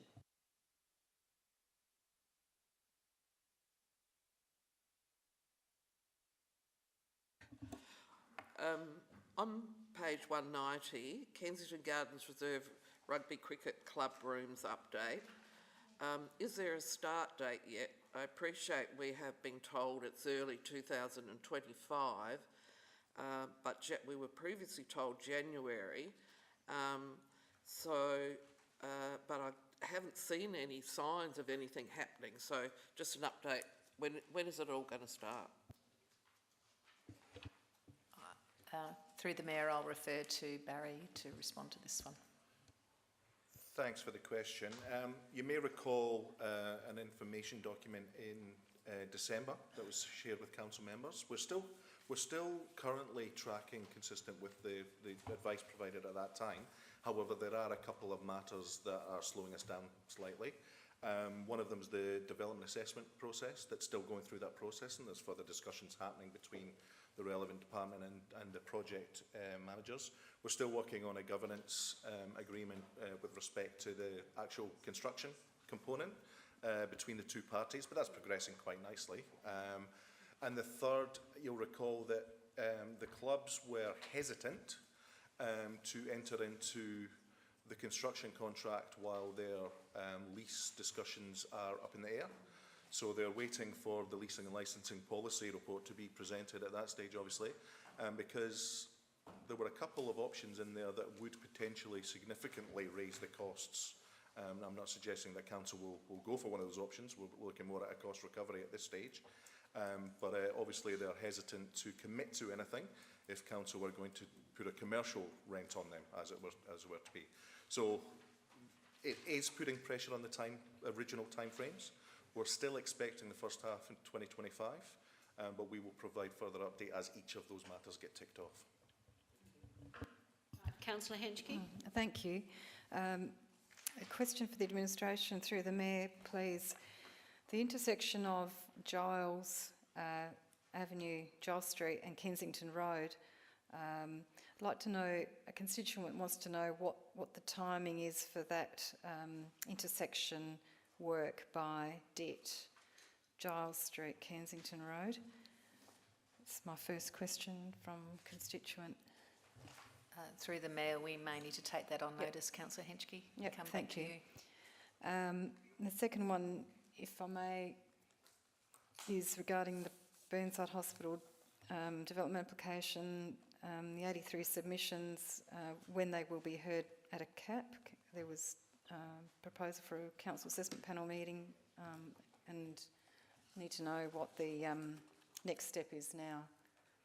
Thank you. Thank you. Through the Mayor, the applicant has actually stopped the development application process at this time, pending further discussions with the Minister.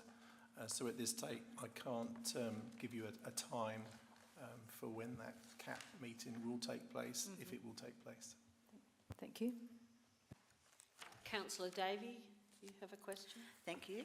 Yes, on page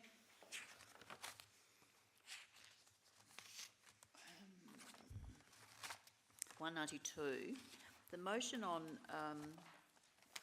support for significant and regulated eucalypts. We're due to have a report in March, and I just wondered how that's going and how it's going to be presented to us, and do we need to do any more work prior to the budget bid?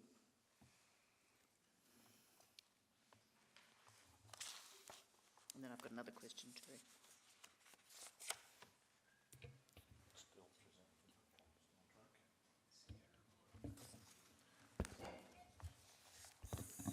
Through the Mayor, it's still on track for March. I'm aware that the team are working on the report as we speak to talk about the identification process and talking about the actual extent of a potential trial that's been considered there. There has been a budget bid submitted that will be subject to council consideration when that's presented as part of the budget packs, and the report will be presented to council in advance of that. Can I have a follow-up just to that? Are elected members going to be involved in the development of this? Is that planned as part of it? Through your worship, we were provided strong advice from council when they passed this motion the first time around. So we've certainly got the recommendations and thoughts of the chamber from that discussion at that time.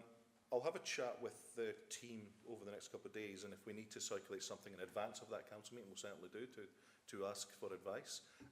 Depending on how far that is along, will depend on how quickly I can get that to you. But I will take that on notice, and I'll provide a further update for that. Now, Councillor Hallett, you can ask your next question. My last question, please, it is regarding Burnside Village. The recent media attention has focused on the bright advertising signage and the jail-like appearance of the new Burnside Village. Has our organisation, if not the elected council, been updated on the final designs for the site, and in particular the corner of Portrush and Greenhill Road? Through the Mayor,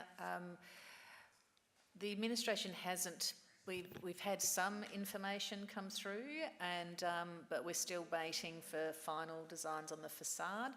With regarding the lighting, I understand through talking with Martin this afternoon, that's something regarding the sensor light, regarding the light panel that was facing Portrush Road. There have been some issues with it. That's why it has been switched off. I met with the manager and Mr. Cohen this morning. They've reached out to meet, and I had they toured me around the work site and what they're about to launch. They're actually looking at extending that to elected members as of today, and so as well as the executive team. And I have to say that development is actually going to be quite a huge catalyst for our city regarding economic and commercial outcomes, and also looking at some tourism options as well. So they are very keen to partner with us, and keen for us to work with them and with regarding to as the economic vitality of the city, because what they're seeing is some of the demographic changes that are happening in our city through population.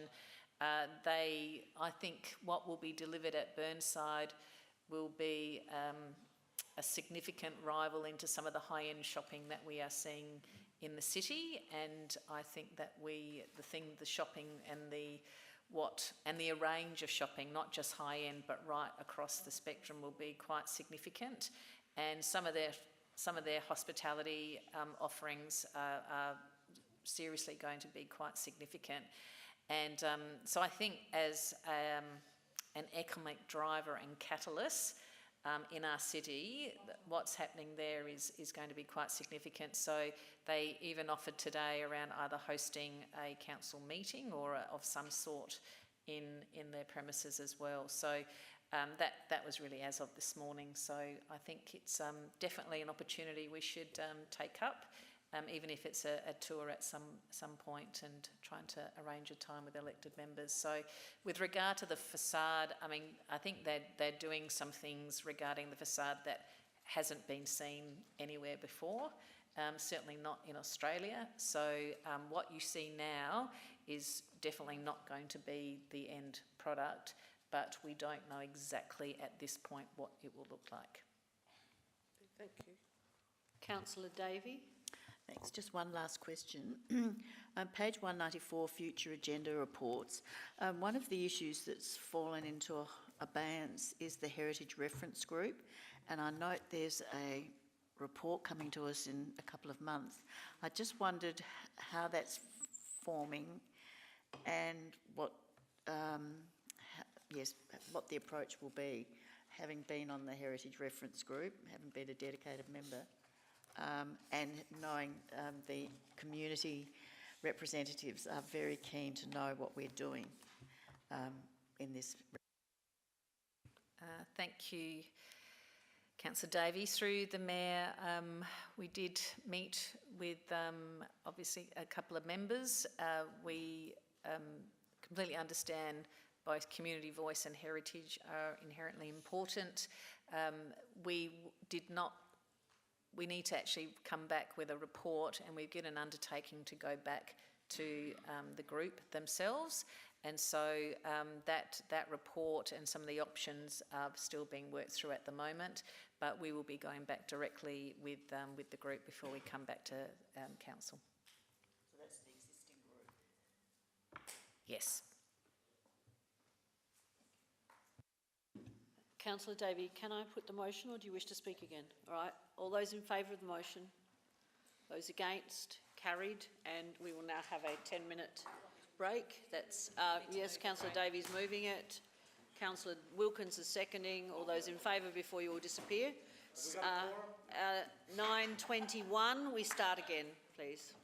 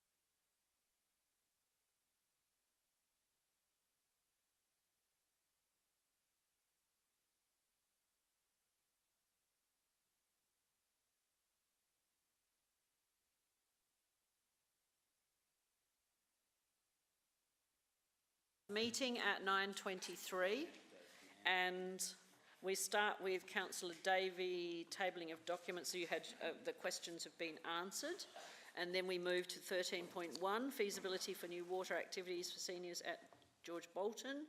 Councillor Turnbull. Yep. Thank you, Mayor. As you see, it hasn't come up yet, but anyway, this council investigates the feasibility of introducing aqua fitness programs at the George Bolton Swimming Centre, in addition to existing services like lap swimming, swim lessons and stroke correction, with a specific focus on promoting the fitness and wellbeing of senior residents in alignment with similar programs offered by other councils. We received a report on the findings presented to Council by April 2025 for consideration as part of the 25-26 budget process. Now, this came about because an older resident who lives within walking distance of the George Bolton Swimming Centre queried why she had to go to a pool elsewhere for aqua exercise when she had a perfectly good pool near her, but one with no classes or activities for seniors suitable for her. She didn't want to do lap swimming or take swimming lessons or stroke correction. Hence this motion on notice to investigate the feasibility of introducing some form of aqua fitness at the George Bolton Swimming Centre, noting that 42.3% of our City of Burnside residents are aged 50 or older, 30% aged 60 or older. Now, we note that also movement in water is good for older adults, especially those with joint issues or mobility concerns. Water buoyancy supports the body weight, reduces stress on joints and engages core muscles to improve stability and reduce risk of falls. It also improves heart and lung health. But one of the most important benefits is the social aspect. Reducing isolation and promoting mental health and well-being is imperative in our society. Anyone watching my Strength for Life class, it's also Councillor Davies' class, would be amazed at the laughter and social interaction and also the coffee after the class while we do our serious exercise. And talking of coffee, classes and groups would also benefit the cafe at the pool by increasing custom. I'm also very aware that our swimming centre operates at a very big budget deficit. It costs a great deal more to run and is returned in income from its users. I just saw that again in the papers. So the more diverse activities and the more users of the centre can only help the viability of the centre. By adding aqua fitness to the activities for the annual Fitness in the Park series of events, it will not require a costly report, but will be seen as a trial of a much desired activity. I do hope you support the motion. Thank you. Councillor Davey, you're seconding? Thank you, Mayor. Yes, I endorse everything that Councillor Turnbull has said. I've also been asked by some of my constituents why we don't have a greater range of exercises for seniors at the swimming centre. And I think apart from, yes, the vigorous swimming that a lot of the younger people do, and some older people, but not everybody wants that, and to actually be able to do aqua aerobics, which is available in lots of other councils, I think would be an admirable addition to our suite of services in the swimming centre.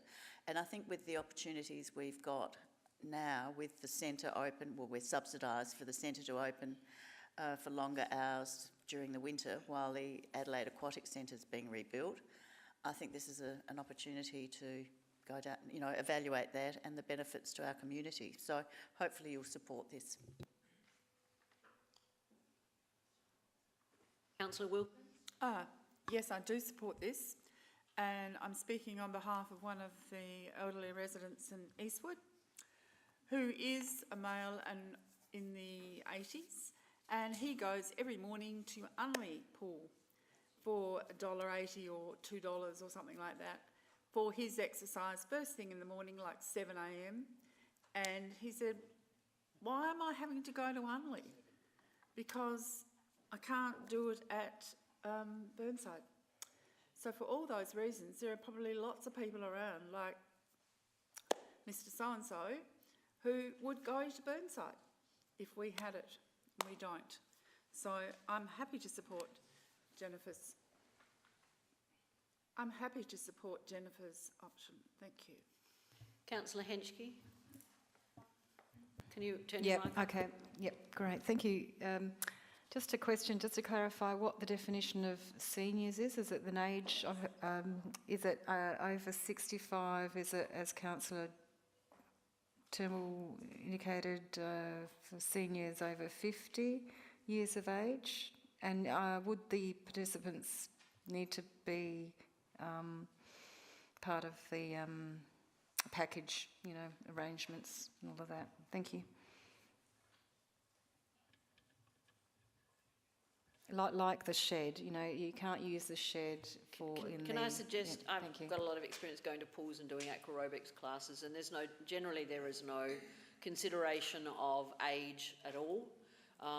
There are 7 classes a week over at Payneham and at the indoor fitness centre, and they accept any age to go to those classes, and there's 30 plus people in a very, very small indoor pool all year round, every week.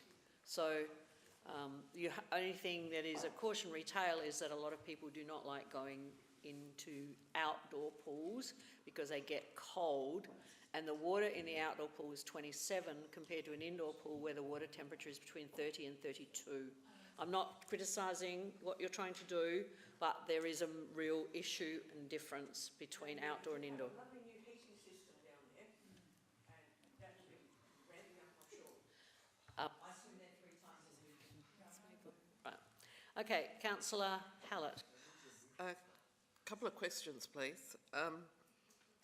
Haven't we already looked at the feasibility, and that what came out of it was that they can't get instructors to run the classes?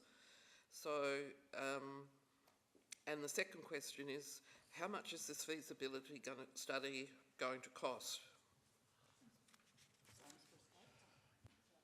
So it will cost 40,000. Well, that's what Councillor Shady just said, same as the skate park.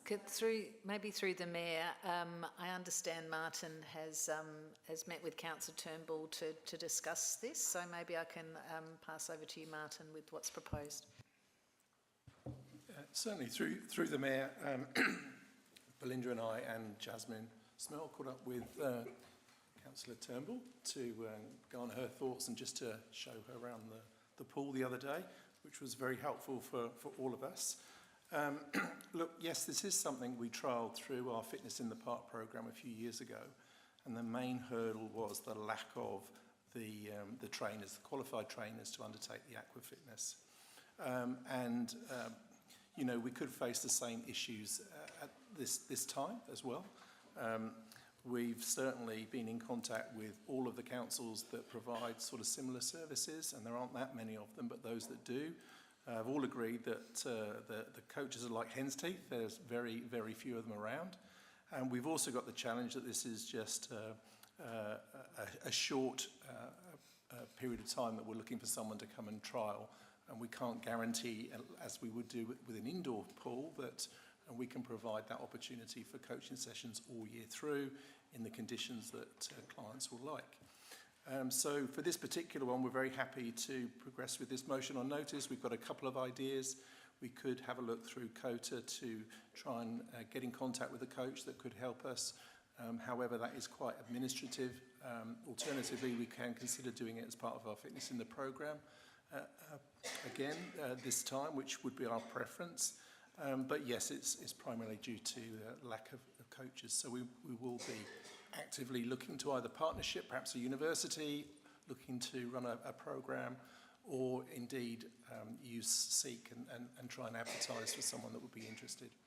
So we've got a couple of different ideas. And the cost, I can't give that at the time. It may need a little bit of subsidisation, but we would be expecting the participants to contribute as well. Oh, the feasibility study, sorry, we'll do that in-house with internal resources. Councillor Jones? Look, I'm happy to support this. If we're going to spend millions of dollars on juvenile delinquents, the least we can do is spend a bit of money on people who paid rates all their life. So it's a yes from me. Councillor Harvey? Thank you, Mayor. And thank you to Mr. Cooper for clarifying all that information. And my question was going to be, if other councils can get people to work as fitness instructors in their swimming pools. Why can't we? Right, I'm going back to Councillor Turnbull now. Thank you for your input, and haven't really got much more to say, but we really are working on getting instructors, and we've got some ideas. Martin and Belinda and I are floating around, sorry. Yes. Very good. Very good. But anyway, I just put this motion and hope you support it. Thank you. All those in favour? Against? Motion's carried. Next one is Councillor Davey, EM laptop upgrade. Thank you, Mayor. My motion is that we include provision, since it's the budget season and we're doing all of our bids, for upgrade of the laptop IT equipment we're provided with to enable and support our council work, and subject to the 2025-26 budget process, provides the equivalent type and capacity of laptop equipment for elected members to that provided to council's executive. My rationale for this is that I think we've got pretty old and dinky laptops, and we've the complexity of our communications is increasing all the time. We've got bigger and bigger documents and more complex documents being provided to us all the time. I happen to be a paper girl for meetings. I have to have meeting papers printed, but for all the other work we do, and for researching and for all of our council work, it is just so complex now that I think we need an upgrade, and I would appreciate an evaluation being done to see that we can have the most up-to-date equipment to help us do our job quickly and efficiently. So hopefully you'll support this consideration into the budget process. Thank you. Is there a seconder? Councillor Wilkins. I'm happy to support Jane for this particular matter. You don't wish to speak? No. Councillor Jennings. Thank you, Madam Mayor. I'm informed by my son, who tells me that this is a pretty amazing computer, but it's got controls put on it that stop myself from using it to its full potential. I'm happy to support Councillor Davies' motion, but these things could be tuned better with, and you could possibly do more. But I use a Mac, and I've got full control over it, and it's amazing. This is like driving a car with the handbrake on and a club steering wheel, and you can only do what it tells you to do. Thank you. Councillor Dord. I have to speak against it. I'm sorry. I did ask the question which you've all received the answer to, and that was since or prior to the 2018 election, because I've been a councillor now for 6 years, have we had up-to-date devices prior to that of greater connectivity and greater size? And the answer is no. I'm worried about what the staff will say when they listen to this debate that we've got dicky laptops. The amount of effort they put into us, whether we've broken a laptop or whatever, there's nothing wrong with our laptops. This total cost is $36,500, and we just had a previous discussion, I won't mention it, where we thought, that was too much for something else. I have to say that if I was looking from outside, this is, I'm sorry to say it, a self-serving motion. We should be happy that what we've got, and if you have any problems, and we all do, we go to the staff and they fix them within 24 hours. So I just can't support this. Councillor Hubel. Thank you, Your Worship. I've got a question, and I hope someone in the administration could address this through you. I'm looking at what I'm interpreting as conflicting or contradictory statements in the motion and the background information, and I just hoping you can get some clarity over those statements. So the first bit of information is in the background information section at the top of page 208. Risk evaluation, there's a statement there. It's apparent that different elected members have inherited a range of aged equipment, some over 6+ years of age. And then in the CEO comment,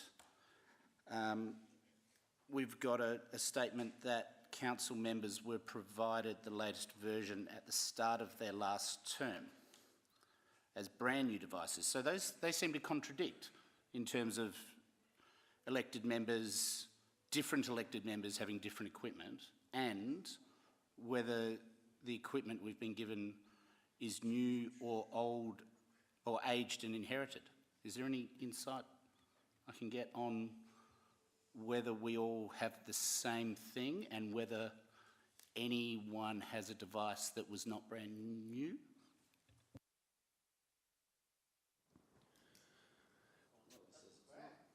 Through the mayor, at the turn of the election, everyone received the same device. So all council members received the same. So there isn't a differentiation between devices, nor is there a differentiation on the age of devices. They're all the same age. It's easier from a support perspective to have consistent devices, including the mayor's.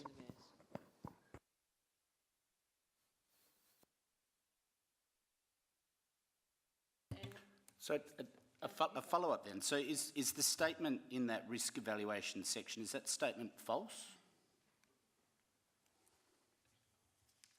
Or is that statement accurate? Or is it false? Through the mayor, the CEO commentary is the correct statement. That's none of these devices are 6+ years of age.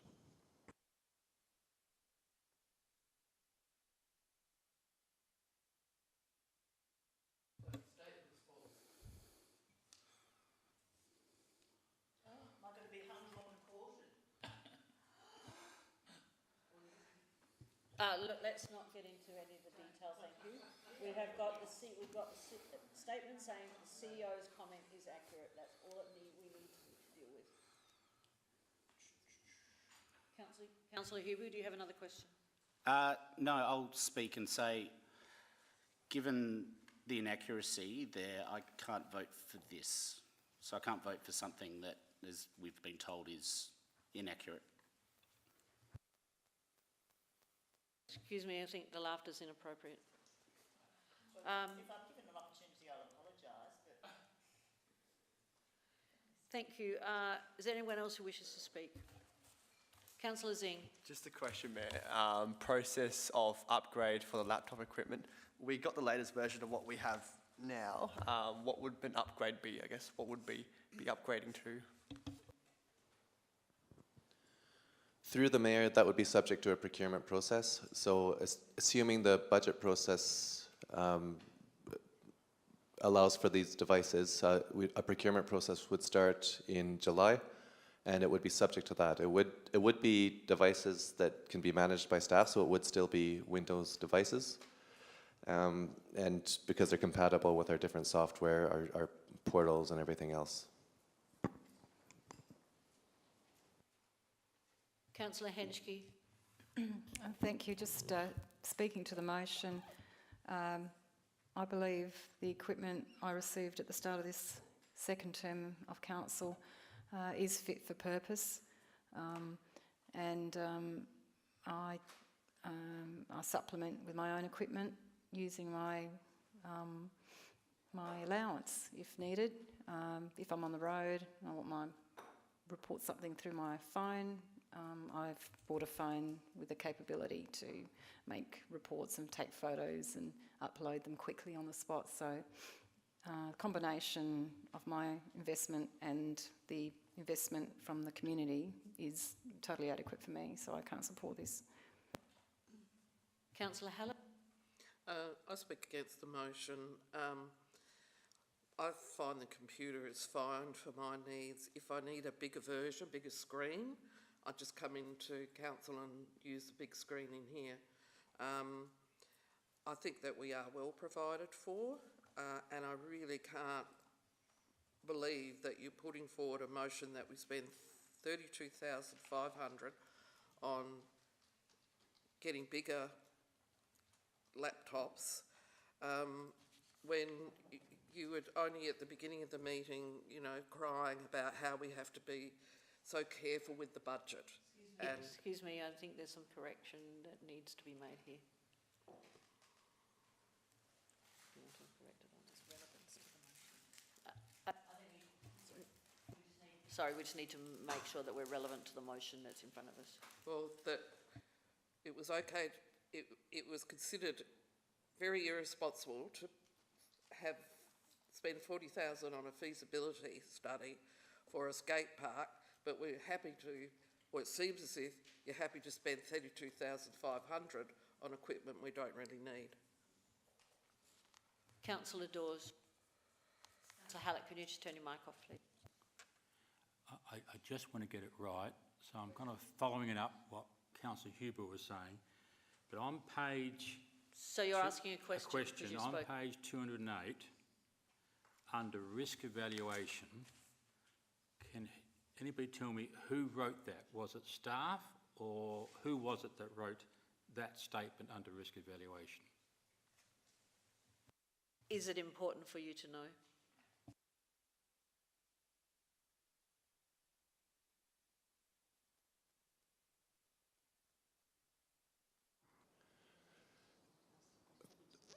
Through the Mayor, it was the author of the motion on notice.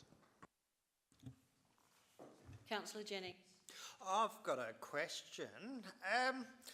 What is the next laptop up from this? This is one of the best, isn't it?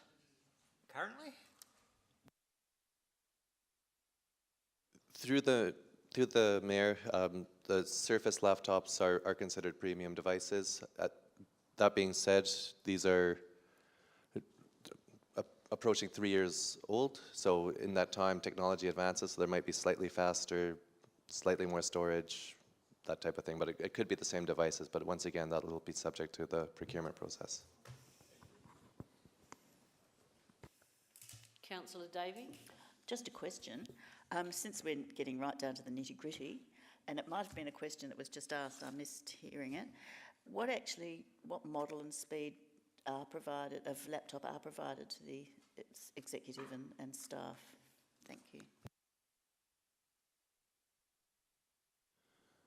Through the Mayor, the staff are on a different cycle than the council members. Obviously the council members' cycle goes through the election process and it is tied to that. So some of the staff devices are actually about 6 years old, and some of those had been Surface, but then in the most recent procurement process, it was Dell machines that had won that procurement process. So it's Dell laptops. Councillor Harvey. Thank you, Mayor. I certainly update my equipment every 3 years, certainly even before that. So I think Councillor Jennings raised a very good point, and surely we could resell these and get some money for them to put towards the costs.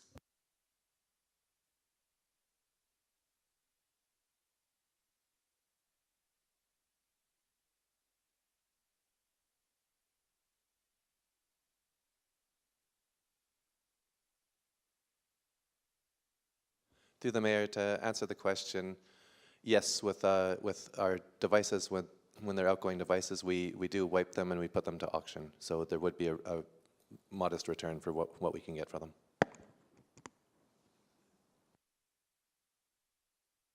Councillor Davey, I'm going back to you. Thank you, Mayor. I feel a little bit of spite around the table and a bit of malice. When we're asking about the risk evaluation, I wrote that, and I think I might have made a mistake and put 6+ years of age. If I did, I am terribly sorry and really apologise sincerely for a big mistake.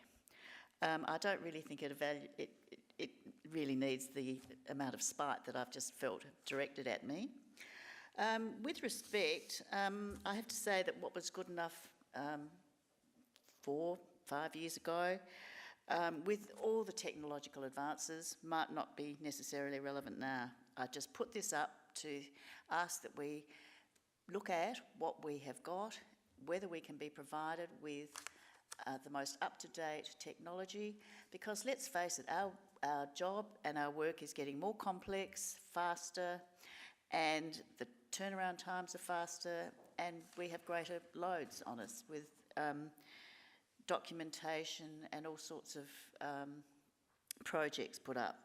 So, as we heard, there are better devices available, which I believe we could look at, and that we should be provided with the best available to do our job.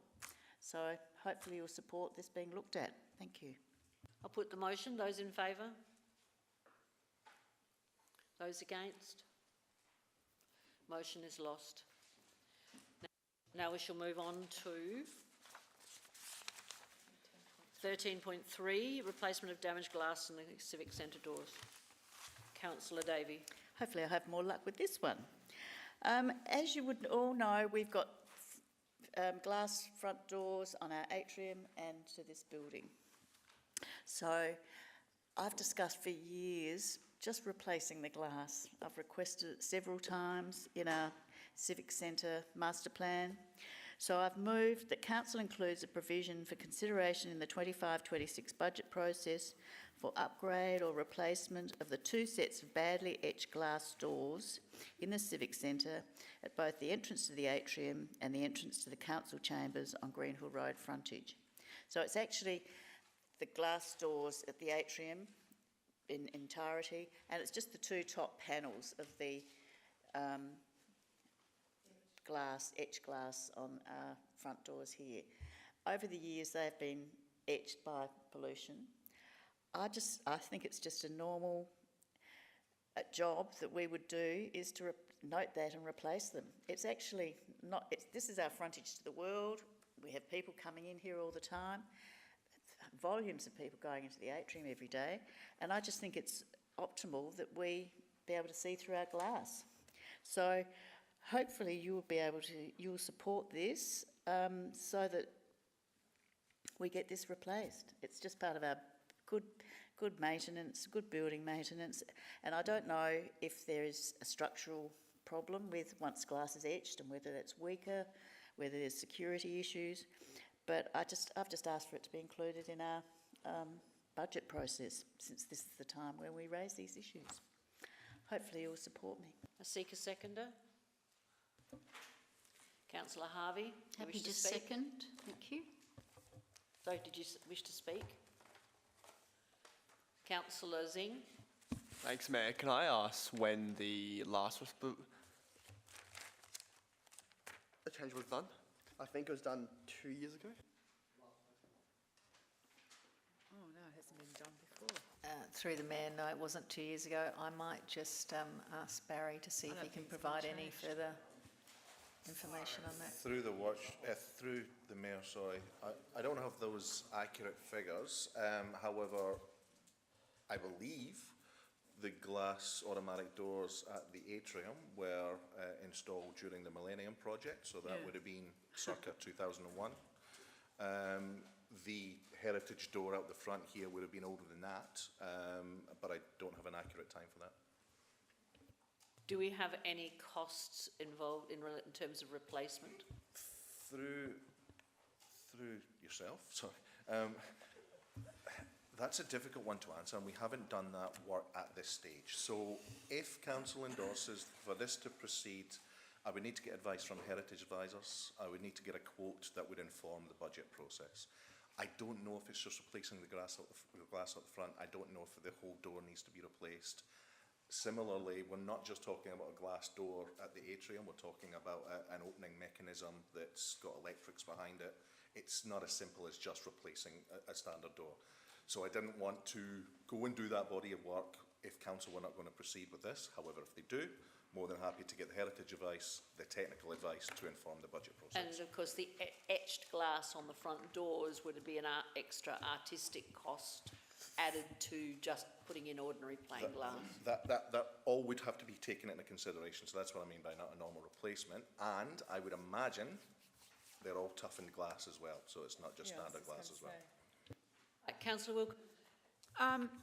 Actually, I do support replacing the glass on the atrium doors, not the council chambers. I think that's fine. But the atrium doors, every time I pull up at the front, they're etched by pollution from the road, etc. They could be changed. I'm happy with council chambers, leave that alone. But the entrance that everybody uses from Green Hill Road is the double doors into the atrium. And they certainly are, and it would be toughened glass and all of the rest, but minor cost for a very clear outcome, might I say. Councillor Dawes. Yeah, I'm sorry, Councillor Davey, again. What I would have preferred here, because the report from the CEO talks this, it's an aesthetic sort of priority, but is it a structural or functional necessity? That's what I've got a problem with. I would have preferred that we had a report given to us, because it seems as though some of these doors are 20 years old. I'm not sure about that. And then we could make a call on it. But I don't want to decide it on aesthetic reasons. I want to decide it on whether it's structurally or functionally inappropriate. To me, it's priorities here that we're talking about, and we've had a lot of priorities tonight, and people see it differently. But this one I didn't expect to be on the agenda, I'm sorry. If we had a report from asset management through James Brennan saying we need to do this 5 years ahead of the asset management plan because they're about to bust, then that's the way I would go. I worry about us picking certain things rather than going back, seeking a report, then we consider it, and then we decide whether it should be done earlier. I think that's a lot better way of doing things. Councillor Harvey. Thank you, Mayor. I will speak to this now. I agree with Councillor Wilkins. This is the first impression that one gets on entering Burnside Council, just as it is with the very dirty facade that we have asked to be fixed as well and cleaned.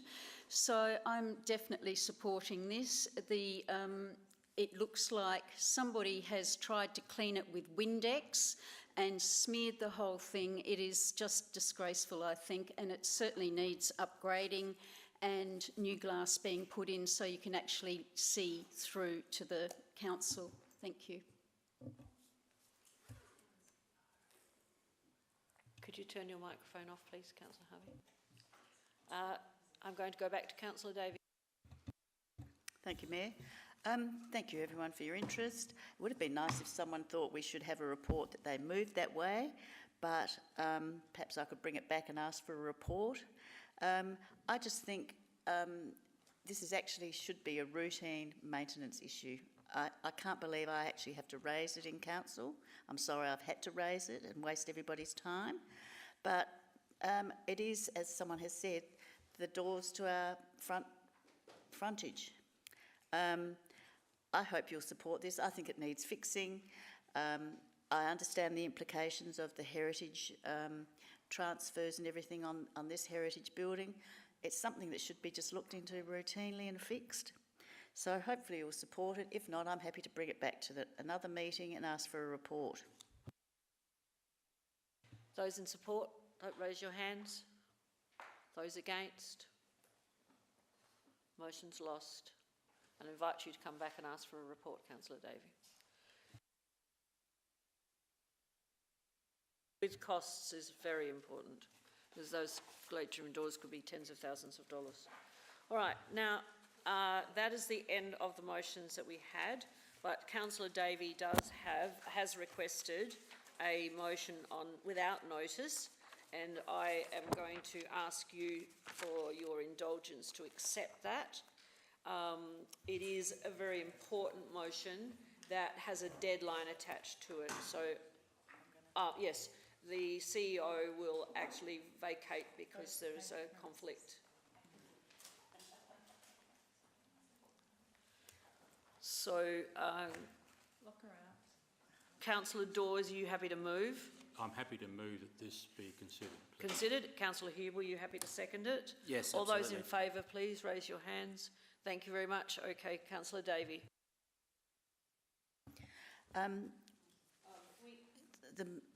We got a copy of the motion up?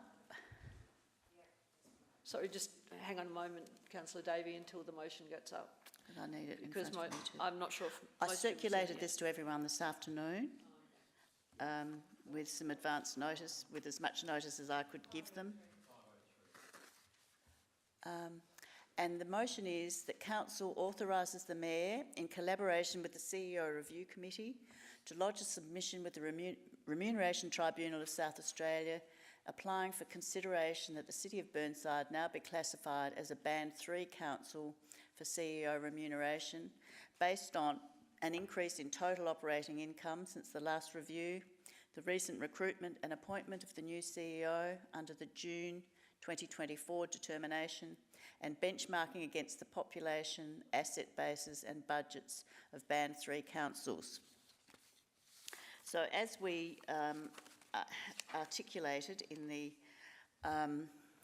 information that I sent around, we've got caught up in, there's a fairly recent determination, but there is currently a review which, with a deadline of the 12th of March, which is why we needed to bring it to Council today, because we don't have another Council meeting before, and the CEO Review Committee is meeting next week. So it's an opportune time to consider it, and to consider how that we actually put in an application to make us more, to align us more with like councils.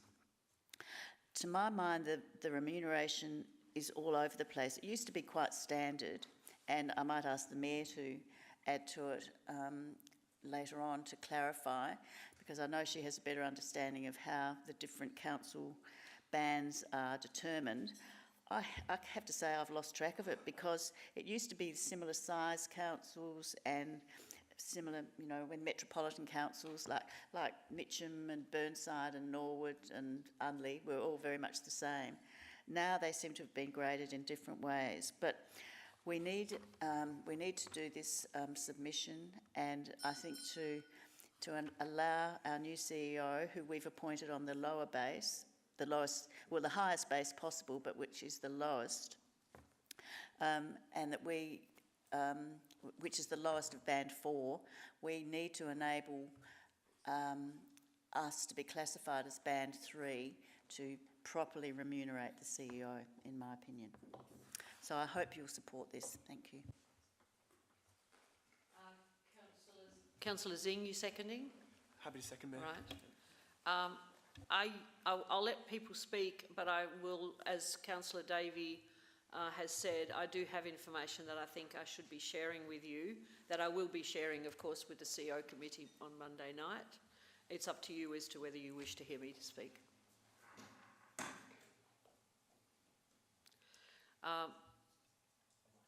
You moving that you allow me to speak? Up in 3 minutes, okay, that's all. All right, thank you. Hands up if you support that, please. Yes. All right.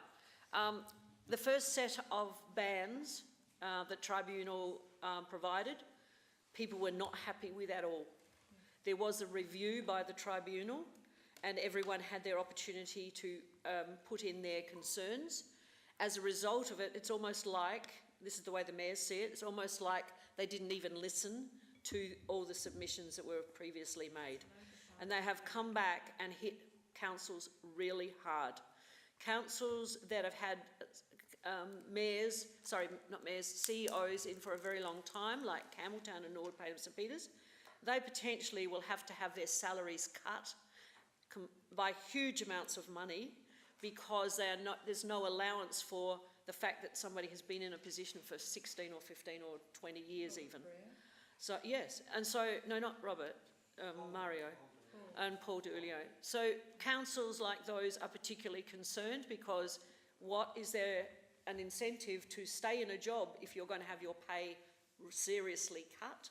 There are other councils in the regions who are struggling to attract CEOs to their country towns because the pay is too low and people are not wanting to give up. It's a bit like teachers die. People don't want to go to the country unless there is sufficient incentive to move there and to work as a CEO. So that's a real problem for the regions. Many of I actually had I had a very long conversation with the Mayor of Unley, who I said to him, we are virtually the same population, we have virtually the same budget, we should be on a band 3 the same as you. And that's why I totally agree with what Councillor Davey has put in this motion, because we are almost the same. City of Holfast Bay, just because they have a nursing home, are band 2. Now, the higher the band, the more money you get, all right, or the more money. As a result of this new tribunal set of bands, what they have done, as Councillor Davey has said, we have appointed our new CEO at mid-range of the old band. This new band puts her at the top of the band, which means that there is potentially no incentive or no reward for any excellence in terms of service. So this is a critical concern of all councils in the state. The LGA is attempting to first of all, we're trying to get an extension on the date of the 12th of March for submissions, but that's not likely to be, it's not guaranteed, and so hence I really appreciate this motion. The second issue is that the comparisons are completely outrageous, and there's no, again, it has actually gone from bad to worse. And that is and like I said, every mayor in the state is angry. I finished my time. Extension. Councillor Dawes. I will support Councillor Davies' motion. It's a good one. I'm sorry, I'm eating a menthol at the same time. I should have not done that. You're allowed. But the reason is, just going to tell you the reason why, and it's again hit us during COVID. Those who were on council at the time, we had 2 consecutive years of 0 rate increase, and that's hurt us because our income became static over 2 years, and we fell behind those other councils. We're now making it up, so we should be in whatever band it is we should be. I have a question though at the end of this, and not sure who can answer it. Do the bands change automatically by CPI outside of the remuneration tribunal on a yearly basis, or does the remuneration tribunal look at it on a yearly basis? Through the Mayor, from reading the report, my understanding is that they review the bands every 2 years, and it won't necessarily follow CPI. I believe that the previous time that there was an increase, went up by 2%, which was less than CPI. Any further questions or comments? Otherwise, if you're happy, I'm quite willing to go back to Councillor Davey and to sum up, or put the motion as to what she wishes. Okay, Councillor Davey. Thank you, Mayor. I'm happy to sum up just with a couple more facts, and thank you for your input, especially Councillor Dawes. That was very good background. I'll just remind you what the tribunal objectives are. Their approach seeks to achieve the following broad objectives. Minimum and maximum remuneration amounts need to reflect the complexity of roles and responsibilities necessary to allow councils to recruit and retain appropriately skilled and qualified CEOs. Remuneration minimums and maximums must provide a significant degree of assurance to council ratepayers that their CEO is being remunerated accordingly. The minimum and maximum remuneration amounts need to provide an appropriate degree of guidance to elected members to assist them in setting and reviewing CEO remuneration. And finally, any system of setting minimum and maximum remuneration must be capable of simple, low-cost revision to facilitate regular review. So we're currently, our CEO is currently on Band 4, and I think we need to be classified as Band 3, alongside Campbelltown City Council, City of Mitcham, and the City of Unley. I mean, we'll have to make a case for all of that, but I think with your support, I think we can do that and put in an application which I hope will be favourably received. So hopefully you will support this. Thank you. I'll put the motion. All those in favour? Against? Carried. Thank you. I think this is a really critical decision that you've just made, and like I said, the sector is really, really unhappy with the imbalance, and it's made it worse than it was before. Thank you. I think that's the end of the meeting, so I'll close the meeting at 10:08 p.m, and thank you very much everybody for your attendance.